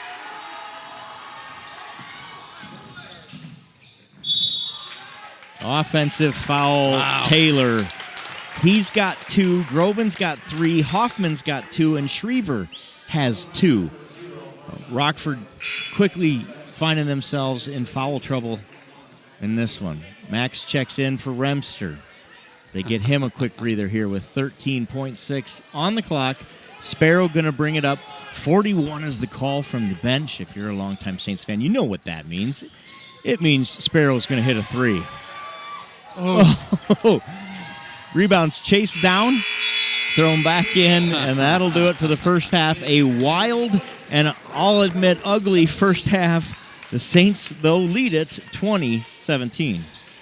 Yeah, great to be ahead after the way that one started, and great to be ahead going into a second half where I don't know what it is, Joe. It may be nothing, but it sure seems like the basket on our right is the friendlier of the 2 baskets. So we're going to find out here. We get to go shoot at that, right? We get to go shoot at that. Thank you. With a 3-point lead coming out of the first half, I'd say that's a good spot to be. This is a Saints team that has been scoring close to 70 points several times, sometimes more than 70 points the last few weeks, held to only 20 here in the first half. We've got on the clock a little over 9 minutes before the second half gets kicked off. So we're going to take a little commercial break here. Thank you to our sponsors for making all this possible. We will be right back right after this.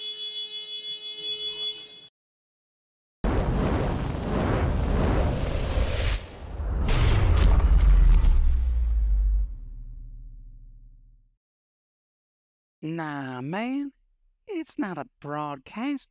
It's a broadversation.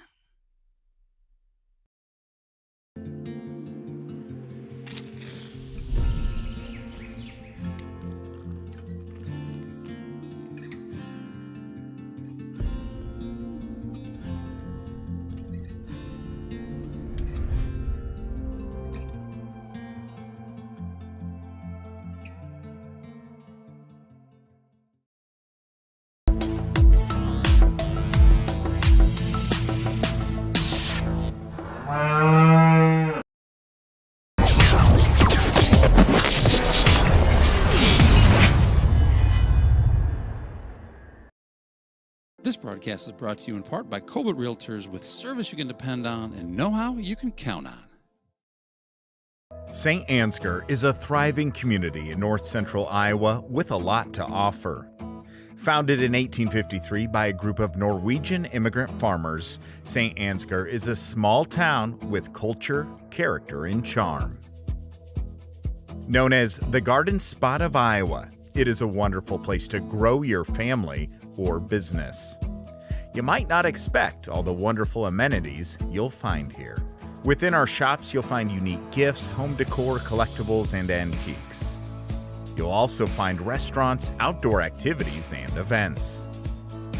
Saint Ansgar is a great place to visit any time of the year, and we take pride in our schools. Our youth are provided the highest quality education in a secure, positive, and challenging environment, empowering all students to reach their full potential. Saint Ansgar welcomes visitors and newcomers with open arms and warm smiles. Come visit and see why so many people proudly call this area home.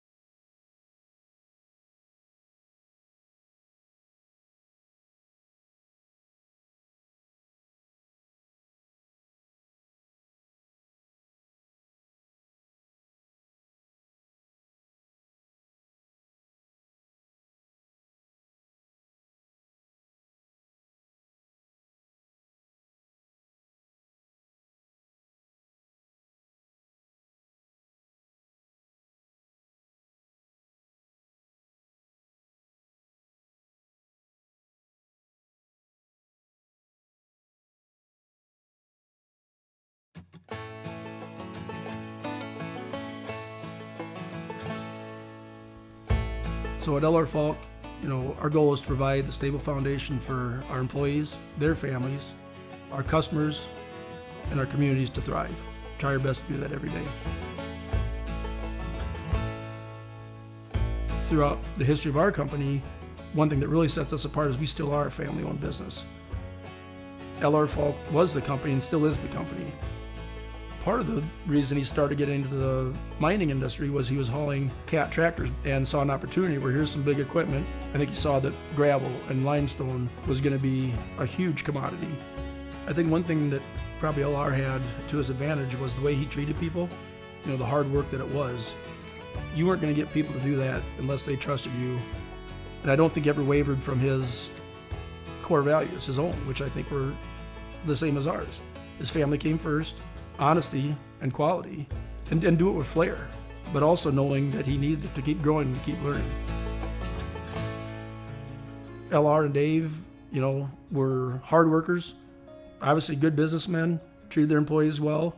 You've got to produce a good product and be honest how you treat your customers, and I guess that's kind of the main thing. Things that I try and do is just like them, different than them, but the same ideas, to be financially strong. We need to have that foundation for things to happen. And I think that's really what I'm so proud of, is that we have stood the test of time through a lot of different things, a lot of different innovations. Keeping the equipment modern, even just trying new innovations in the crushing world. Ag Line, that's a place where we probably have one of our biggest partnerships between the ag community and ourselves to provide a quality product and also haul it and spread it. LR Falk Construction Company creates products that everybody uses in their everyday life, whether they know it or not. Whether it's a road, a basement, a sandbox. We want to be hands-on owner-operators. And I think that's important for the employees too, is there's not an employee here that, that I wouldn't do their job if I could.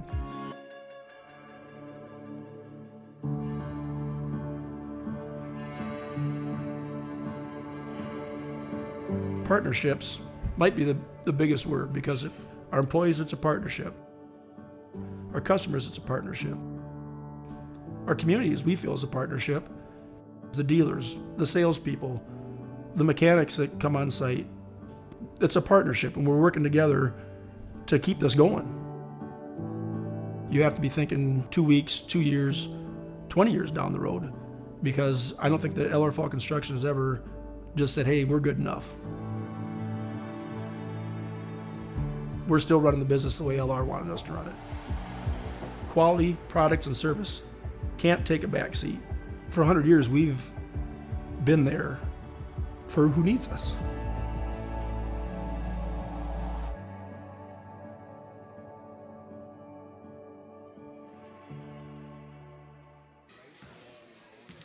Welcome back to Rockford, Iowa. Candle Genius here with Not Your Average Joe. We got to see the first half of these varsity boys play. Saints lead 20-17. Joe's got some stats. We've got some other fun things to share with you. So, Joe, take it. All right. Carson Sparrow leads the Saints with 7 points off the bench, averaging 9.2 a game. Carson has really kept the Saints in this one with his scoring. He's got 7 off the bench. Joe Clevenger, he's got 4. Hunter Hillman has 4.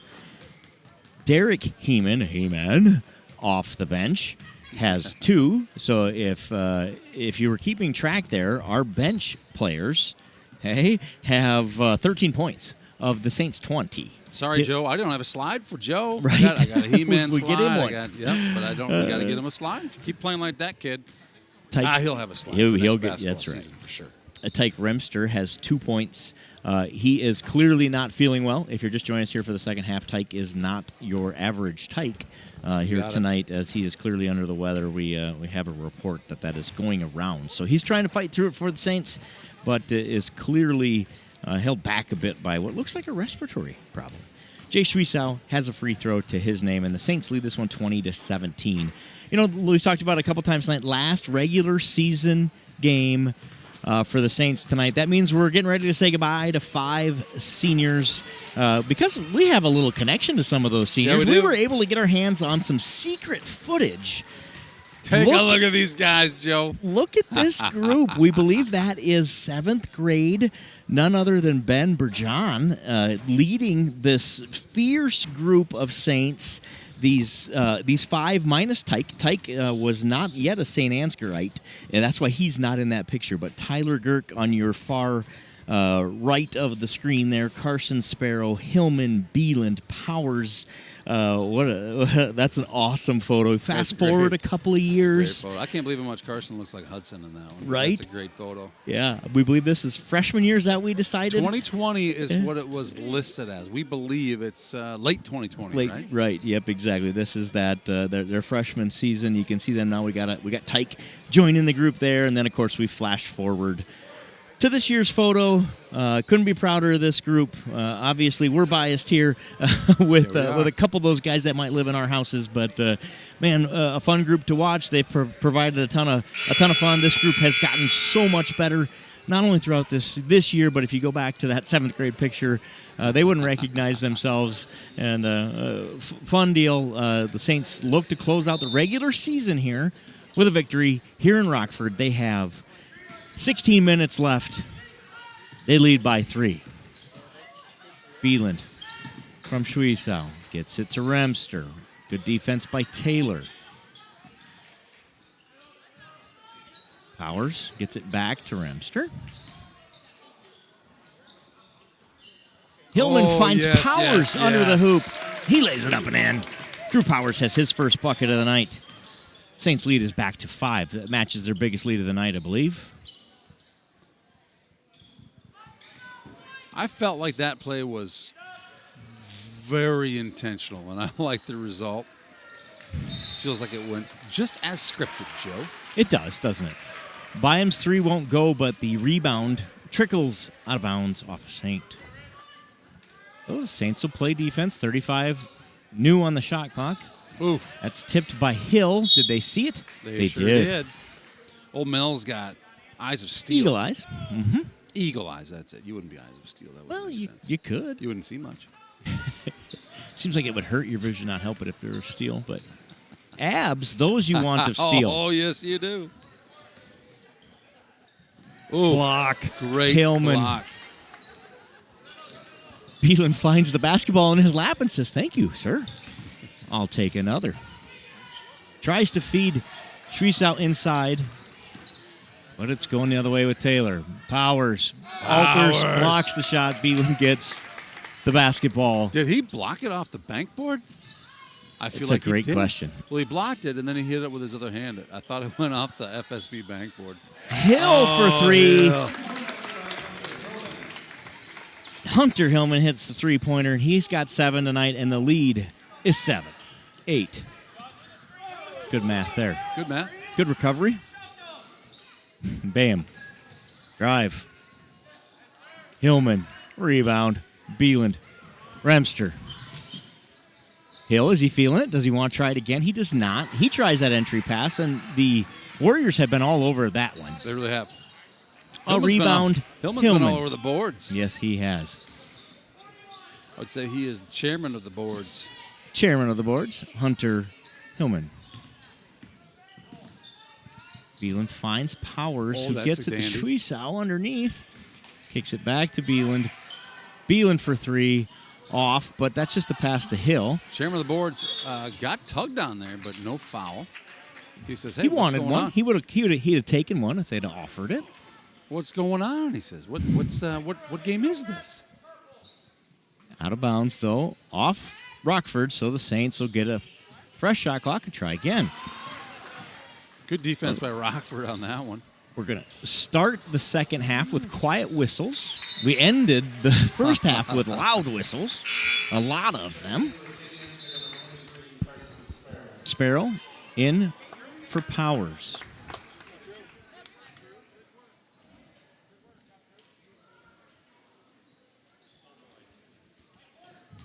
Good job by Hill to knock that pass away. Carson and Maxwell are Switching guys out there. I see. Oh, they like Maxwell's speed, his agility, his jump hoppers. Well, those coaches get paid all that huge money, right, just to make those tough decisions. You got it. Hillman on the rebound. Hillman skies for the rebound. Hillman. Oh, I wanted it. He smartly, though, finds Sparrow inside, who gets it back to him. They are letting them go again here in the second half, I suppose, until it gets violent, and then we'll see some whistles again. Well, they're calling it the same way, both ends. They are letting them play. Yes, they are. That one, though, Height picks up his second offensively. I think both of those are offensively. Both of them charges picked up by Jay Schwiesau. That guy is good at this. I think 393 official total. Oh, just doing a little replay, instant replay in my head of how many charges there have been tonight. It's a hefty number. It is a lot. It's more than we've seen in any other game, and we're just into the second half. Sparrow working on Bam. That pass, I thought it might have. We've established that. Saints lead is 8 here, but the way Rockford is playing defense, my goodness. And the way these referees are just letting these guys play. Good, bad, or otherwise, they're letting them play. Let them go. Rebound Taylor, but that won't go. Hillman, so strong they get hands. 2 great looks. Neither one will go. Further proof that basket is the issue. It is definitely the issue.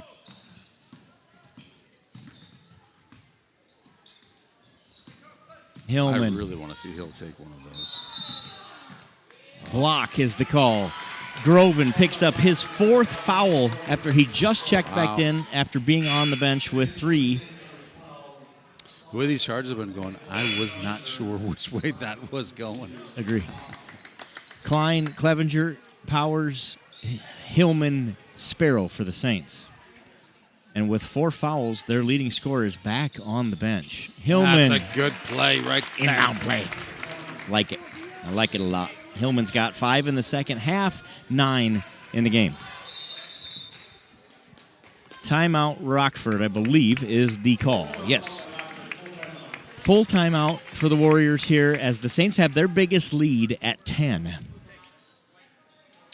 Looks to me like perhaps Rimster's thinking about checking back in. If you're just joining us, Remster's been in and out tonight, not feeling well, so he's battling through it for the Saints. They have themselves a 10-point lead. Hunter Hillman leads with 9. Carson Sparrow right behind him with 7 points for the Saints. Clevenger, who just checked back in, has 4. Remster has 2. He-Man with 2. And Schwiesau with 1.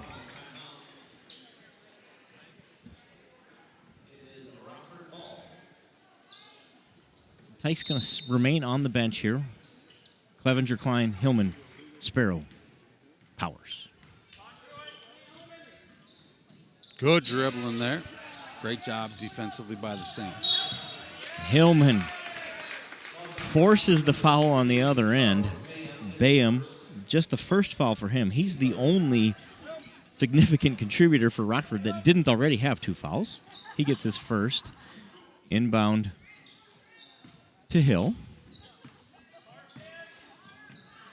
Hear Carson's name from the bench. Oof. Hillman's blocked.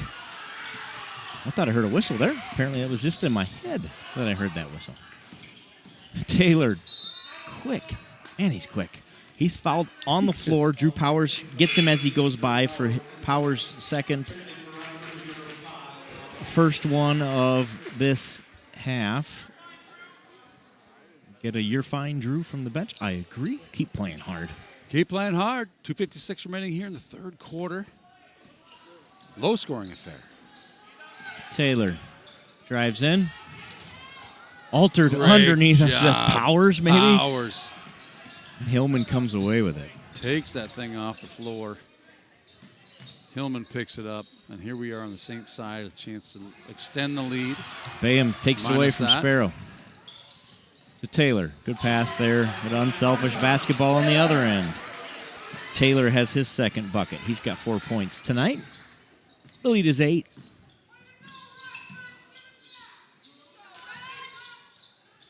Hillman surveying the situation, finds Sparrow underneath, who gets it to Powers on the baseline. A little too far under the basket for Drew. But the Warriors turn it over on the other end. Return the favor, as we say. Good feed to Sparrow. Sparrow's shot won't go. He gets his own rebound. The putback attempt doesn't go, but he's fouled. And he'll go to the line to shoot. 2. Bayham, we just mentioned, was the only one that didn't have 2 fouls. Well, he does now. 30 seconds later. That announcer gets you every time. Sparrow's first. Won't go. Bieland, Remster, and Schwiesau in. They will join Sparrow and Hillman. Good minutes again by Clevenger and Klein. Sparrow gets the second. And he'll come out. Good night for Carson. He's got 8 with a quarter to go. It's a technical term. Quarter. I recognize it. Hoffman. This one we use here in Saints TV all the time. He-Man. Good defense. Nice the entry there. Out of bounds, off Rockford, Saint Ansgar ball.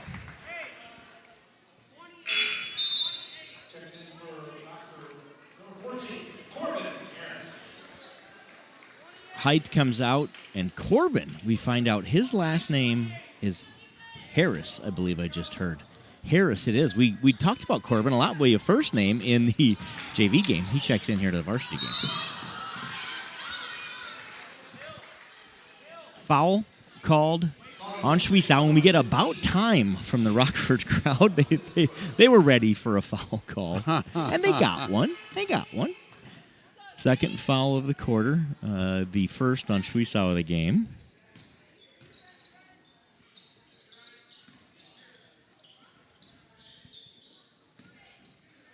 Block. Hillman with the monster block. And then he saves it, goes into the crowd, saves it back to Remster, who gets it to Schwiesau. And Hillman takes it into the lane, has it knocked away. He's fouled. Wow. Count it. He'll go to the line. The Saints lead by 11, and Hillman can make it 12.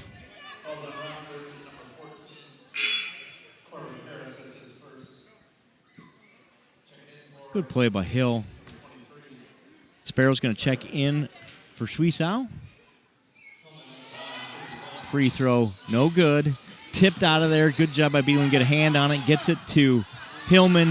But Marshawn steps in front of it. Marshawn Taylor, fast. Quick. Good Bad defensive fast, play. that fella. Man, he's fast. The lead He's is got 9. 6 points. And the lead is 9. Just 45 seconds to go in this third quarter. Been a fast third quarter. He-Man gets it to Beeland. Beeland to Sparrow. Sparrow corrals it. Under some serious duress. You do not want it. Oh. Going to count it on the goaltend. Taylor has 8. 7-point lead, 31 seconds and change. The So a shot clock goaltend is not off. a foul? No, sir. No, sir. Just get him the bucket is all that happens. That's all that happened. I mean, you got the. Okay, got it. I don't know if you can Give get the the ball inside because they're just. I mean, it's not a. Yeah, never mind. Travel. It'll be Saint Ansgar basketball. Hey, Nyla, thanks for checking in. I believe the girls' games, the girls and the boys' games, playoff games, are at 7 p.m. Do you know the answer to that, Joe? I do not, but I'll look here at the quarter break and we'll get you an official answer. I believe you are correct. They're both 7 o'clock starts, but we're going to confirm that so we don't get anybody led astray. We don't need that. Saints are going to hold for the last shot here, the way it appears.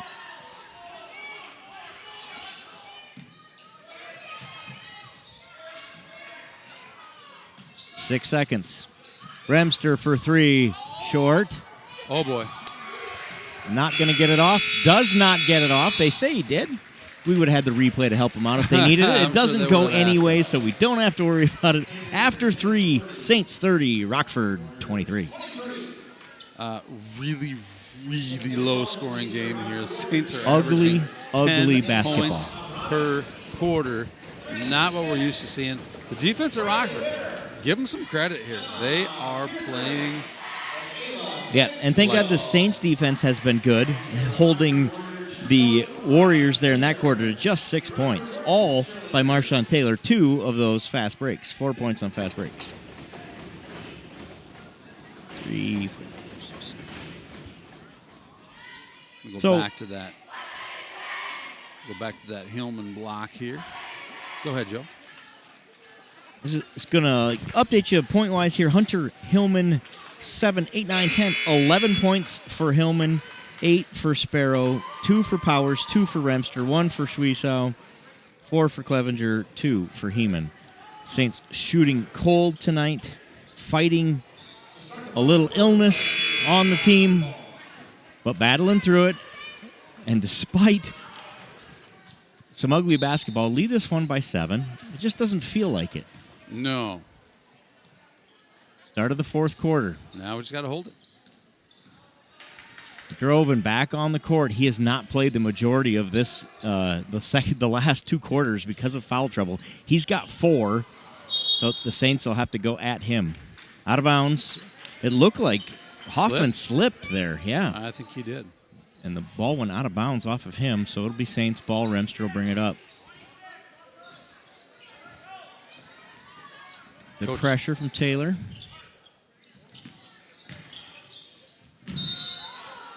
Block is the call. Foul underneath on Rockford. We'll get to see a chance for another point here, Joe. So the bucket counts for Hillman, his 13th of the night, going for 14. Got it. 14 points for Hillman, and the Saints lead is back to 10.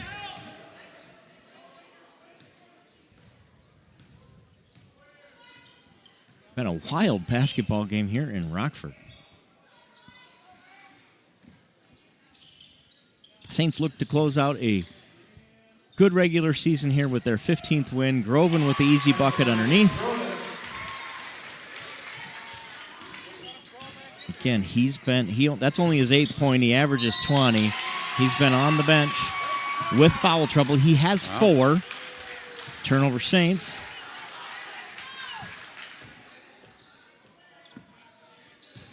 The lead is 8. Taylor going to set up the offense for Rockford. Oh. Wow. Block called And that goes on against Sparrow. Sparrow's second. The good news is Saints have avoided foul trouble here for the most part. After Hillman started with 2 fouls in a couple of minutes, he's played really smart basketball since. Marshawn Taylor's free throw is no good. Beelan checks in for Remster. Taylor's got one more coming.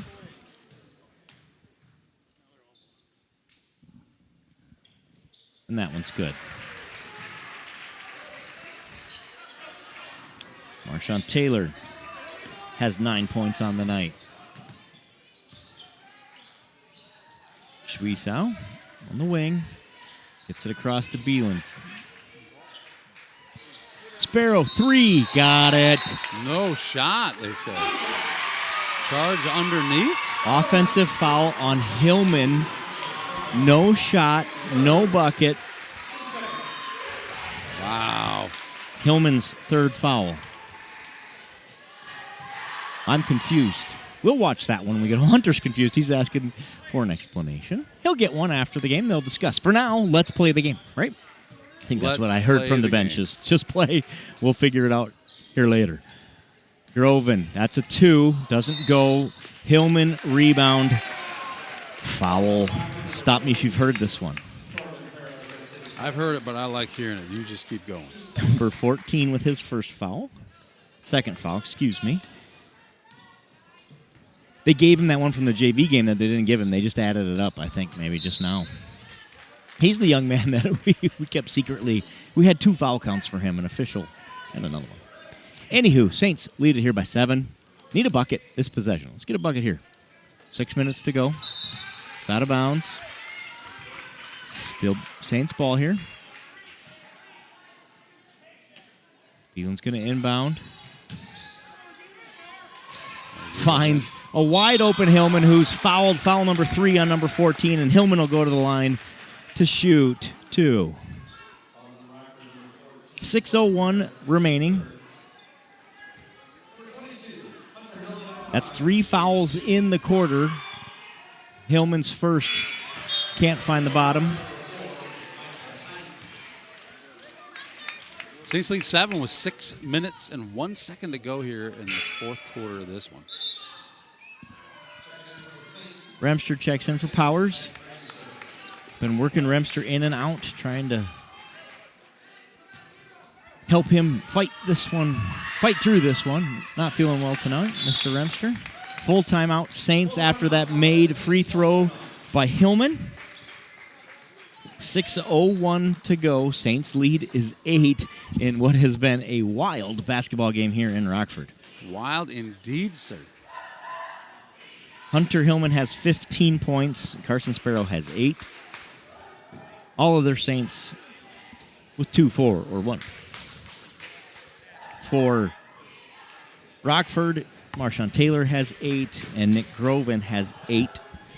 The leading scorers for them. Groven's playing with 4 fouls. That's number 1, averaging 20 points a game. He's got 4 fouls here tonight and has had 4 fouls for the last few minutes. Although after what we said was a fast 3rd quarter, they taught us a lesson there. Don't call it a fast 3rd quarter because we'll make the 4th quarter take a long time. 5 fouls called in the first minute, 59 of the 4th quarter. Yeah, that's insane.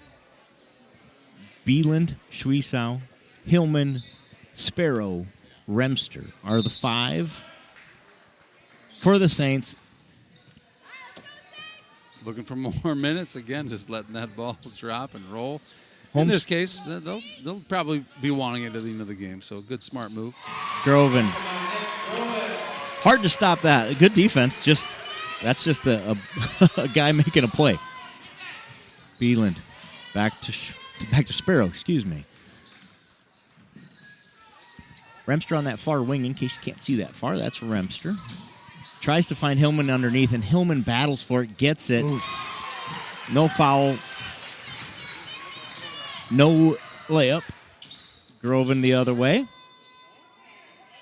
3 is good for Corbin. And Saints. it's a 4-point game. Saints need to figure this one out.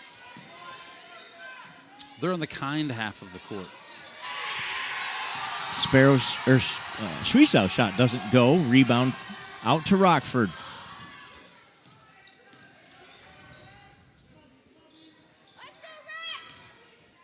Taylor. To Harris. Bayham. Back to Taylor. 9 seconds on the shot clock. Bayham with 5 seconds on the shot clock. Doesn't go. Rebound Schwiesau. Good defense for the Saints on that possession. Hillman drives inside. His shot won't go, but the blocking foul is called. And he'll go to the line to shoot, too. That is 4 fouls on Rockford, 3 on Height. So from this point forward, with 4:17 to go, any defensive foul will cost the Warriors free throws. Hunter misses the first. Powers checks in for Beeland.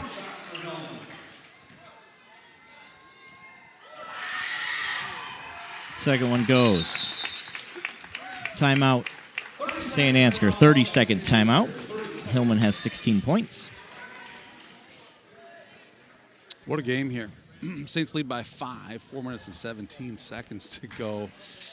Warriors in foul trouble. They have leading scorer Nick Groban with 4 fouls. Number 4, Michael Height, has 3 fouls. Everybody else has 2, but has maintained that 2 for quite some time now. The biggest concern for the Warriors, of course, would be that the Saints are shooting 2 on every common foul from here forward. And have not been hitting free throws the way they have in some other games here tonight, but Schwiesau checks out. So, Beeland back in.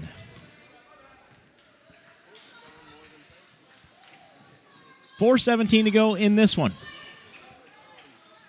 Schwiesau back to the scores table. He'll check in on the next horn. Rebound, Beeland on the missed shot by Groven. Sparrow for 3. No. Kicked around on the rebound. Comes down to Harris. You'll have these nights. Got to play through them. Got to battle through it, right? You really do. The shots aren't falling. That happens. I got to give Rockford a lot of credit. I was sure the Saints would come in and just dominate this one the way they've been playing. Good like possession I said, there. We got some players that aren't feeling the best tonight, and we're doing some. I think we're rotating through that really, really well. So, hats off to the Saints coaches here tonight. Sparrow for 3. Short. Rebound. Warriors. 4:26 to go. Groven. 4. Height. Oh, brick wall. Brick wall of Hill gets the rebound. Another empty possession for both teams. Back and forth we go. Timeout is called by Coach Squire. 3:09 to go. He wants to set up a play here. I love the strategy here. Get a timeout. Get a play drawn up here. 3:09. You hit a bucket here. If we had the ESPN odds of winning tracker going tonight, I think if a 7-point lead with 3 minutes to go, under 3 minutes to go, percentage-wise, looks a whole lot different than a 5-point lead with 3 minutes to go. Yeah. So it's one of those things. I think this is a key possession in this game. Coaches Klein and Squire see that, and they're going to get the Saints in position here to add to this 5-point lead and what's been a tense basketball game. Jeff Anderson, thank you for checking in. Playoff games start at 7. See, isn't 7? that the great Thank you, thing Jeff. about Saints TV Community? We don't even need to look it up. So now there is your answer. Jeff Anderson says playoff games begin at 7, and now is already all over it. Thank you, Jeff, she says. See you there. Schwiesau is going to inbound. Starting 5 back on the court for the Saints. Beeland gets it to Hillman at the top of the key. Hillman has it stolen away by Marshawn Taylor. He lays it in at the other end. The lead is just 3. 41, I think, here from the bench, so the Saints will set up the offense. Saints need momentum here. They need momentum. They need a bucket. They need to regain the momentum. That's not what I was talking about. Remster has it stolen away. 2.5 minutes to go. Groven, who's playing with 4 fouls. Number 1 has 4 fouls. He's played very smart with those 4 fouls. Taylor underneath. That shot goes. And it's a 1-point game. 2:15 to go in this one. Drew Powers to Beeland. Beeland to Hillman. Now Schwiesow finds Hillman inside. Goes up with it. He's fouled. Minute 56 to go. He goes to the line. Hillman goes to the line.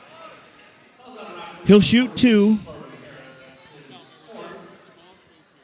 It's the 5th foul of the quarter.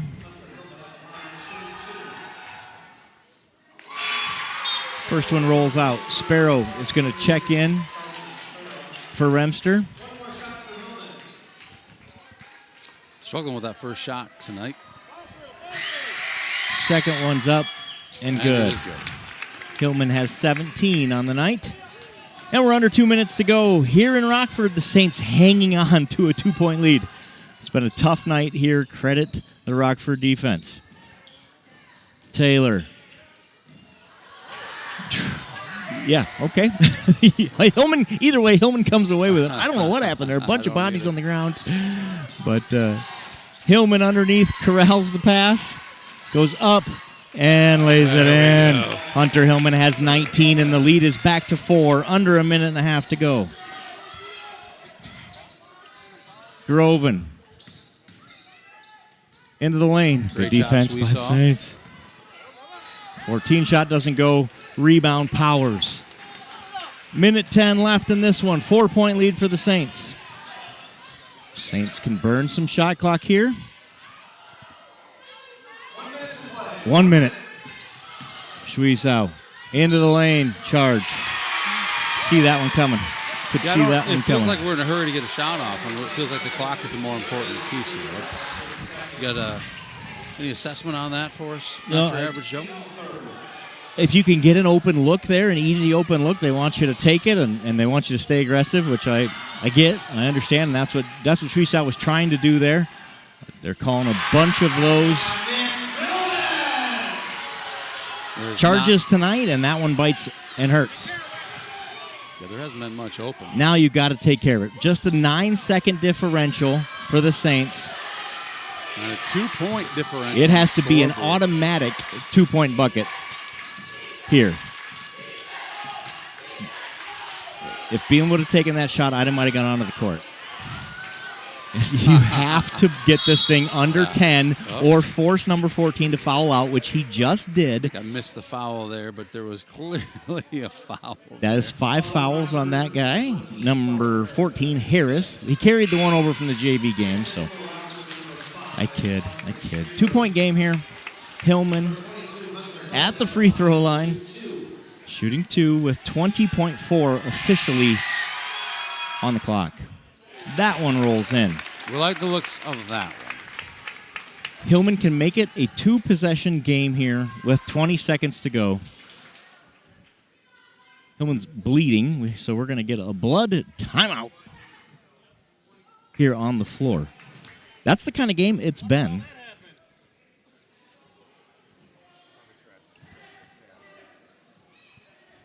This has been a rough and wild A little on his shoulder there. basketball game. Bleeding in multiple spots. Hillman playing through It's it here. been that kind of game, hasn't it? He's going to go to the line to shoot. The second of 2, and can give the Saints a 2-possession lead. Duke corrected me on that the other night. You can get 4 points in a possession. You can. It's pretty you unlikely. Can. Don't get you me can. wrong. But The Saints are not going to foul on a 3-pointer, is I guess what I'm counting on. Misses. How about a rebound? No, on the rebound. So it is a 3-point game. Timeout, Rockford. 11.7 on the clock. The Saints hanging on to a 3-point lead here. What do you expect to see here, Joe? So we're going to get a Nick Groven 3-point shot here after the inbound play. That's what they're going to do. They're going to set up a play to either get Taylor the ball where he will drive in and kick it back out to number one, or they're just going to get number one the ball, Nick Groven, and let him create his own shot. But you're getting a Nick Groven 3-point play here with 11.7 to go. Or 3-point shot. It doesn't seem like you can afford to take a 2-point shot here and try and get a turnover on the rebound. I don't think you can afford to do that, especially when you have senior Nick Groven on your team who normally shoots the lights out, has 10 points tonight because he's only played about a quarter and a half because of foul trouble. Yeah.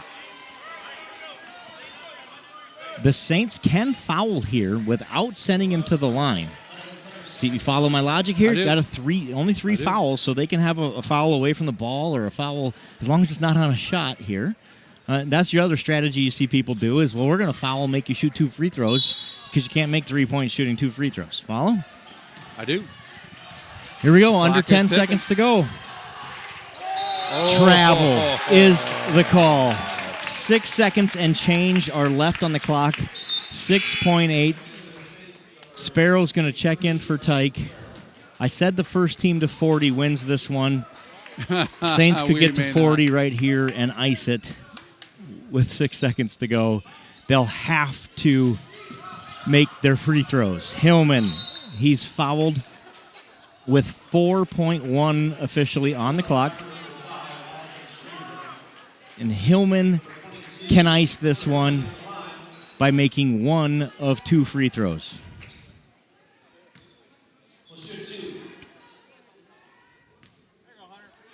Hunter Hillman, first one, got it. For his 20th point of the night, Hunter Hillman calls game. Dagger. Saints are going to win game number 15. That one rims out. The clock starts. Desperation 3 on the way. No good. Saints hang on. I said the first one to 40 wins it. The first one to 40 won it in an ugly, rough, crazy basketball game. The Saints do what they have to do. Hang on, get win number 15. If you look at their faces, they think they just lost, but it's one of those nights. Survive and move on. Yeah, it feels like that a little bit. They've been winning so handily these last several games. I'm sure they expect to do the same here. But you know what? A win, we'll take it, right? The postseason is, we're 5. What day is it today? Help me out. Today is Tuesday. We're 6 days away from our next game. We got a chance to heal. We got a chance to practice some things, work on some things. That's a great thing about a game like this. You get a win and you get to go home and practice or work on some things, I should say. In baseball, we tell kids we're either going to win or we're going to learn, right? Tonight we won and we got to learn. So we did both. It's what you call a win-win. Obviously, and I'm not making excuses, but we got some kids not feeling very well. So that 6 days off couldn't come at a better time for your Saints boys basketball team. They're going to get a little chance to recover here and get their legs back underneath them, get whatever illness is running through the team run back out of the team. Hunter Hillman closes the night with his 20th point to get the Saints to 40. Carson Sparrow has 8 points on the night. He's pretty quiet here the second half, right? Yep, only 1 in the second half. Joe Clevenger had 4, all in a minute in the first half. Derek Heeman had 2. Drew Powers had 2. Tyke Remster had 2. And Jay Schwiesow with a free throw. Oh, and in a game a hard-fought game where everybody kind of had to dig deep, get through this one. Yes, they did. After everything went in last night, nothing would go in for a while tonight. Credit Rockford's defense. For that one, they played really well, held the Saints to just 40 after coming out and getting their average almost to 60 after last night, held to just 40. But the Saints win it 40-36 in the regular season finale. They win 15 games in the regular season, moving to 15-6 overall. I think it counted today. There's been 11 or 12 teams in school history in 49 years of records that have won 15 or more basketball games. So congratulations, boys. Great season. Great regular season. Back to 0-0 as we start the postseason next Monday. It is back to 0-0. So, hey, for those of you out there listening, by the way, Brad Mulford, thanks for chiming in, #1 super fan. Always glad to have you out there. Thursday night, it's girls' first playoff game at 7 p.m. Be in Saint Ansgar versus Northwood.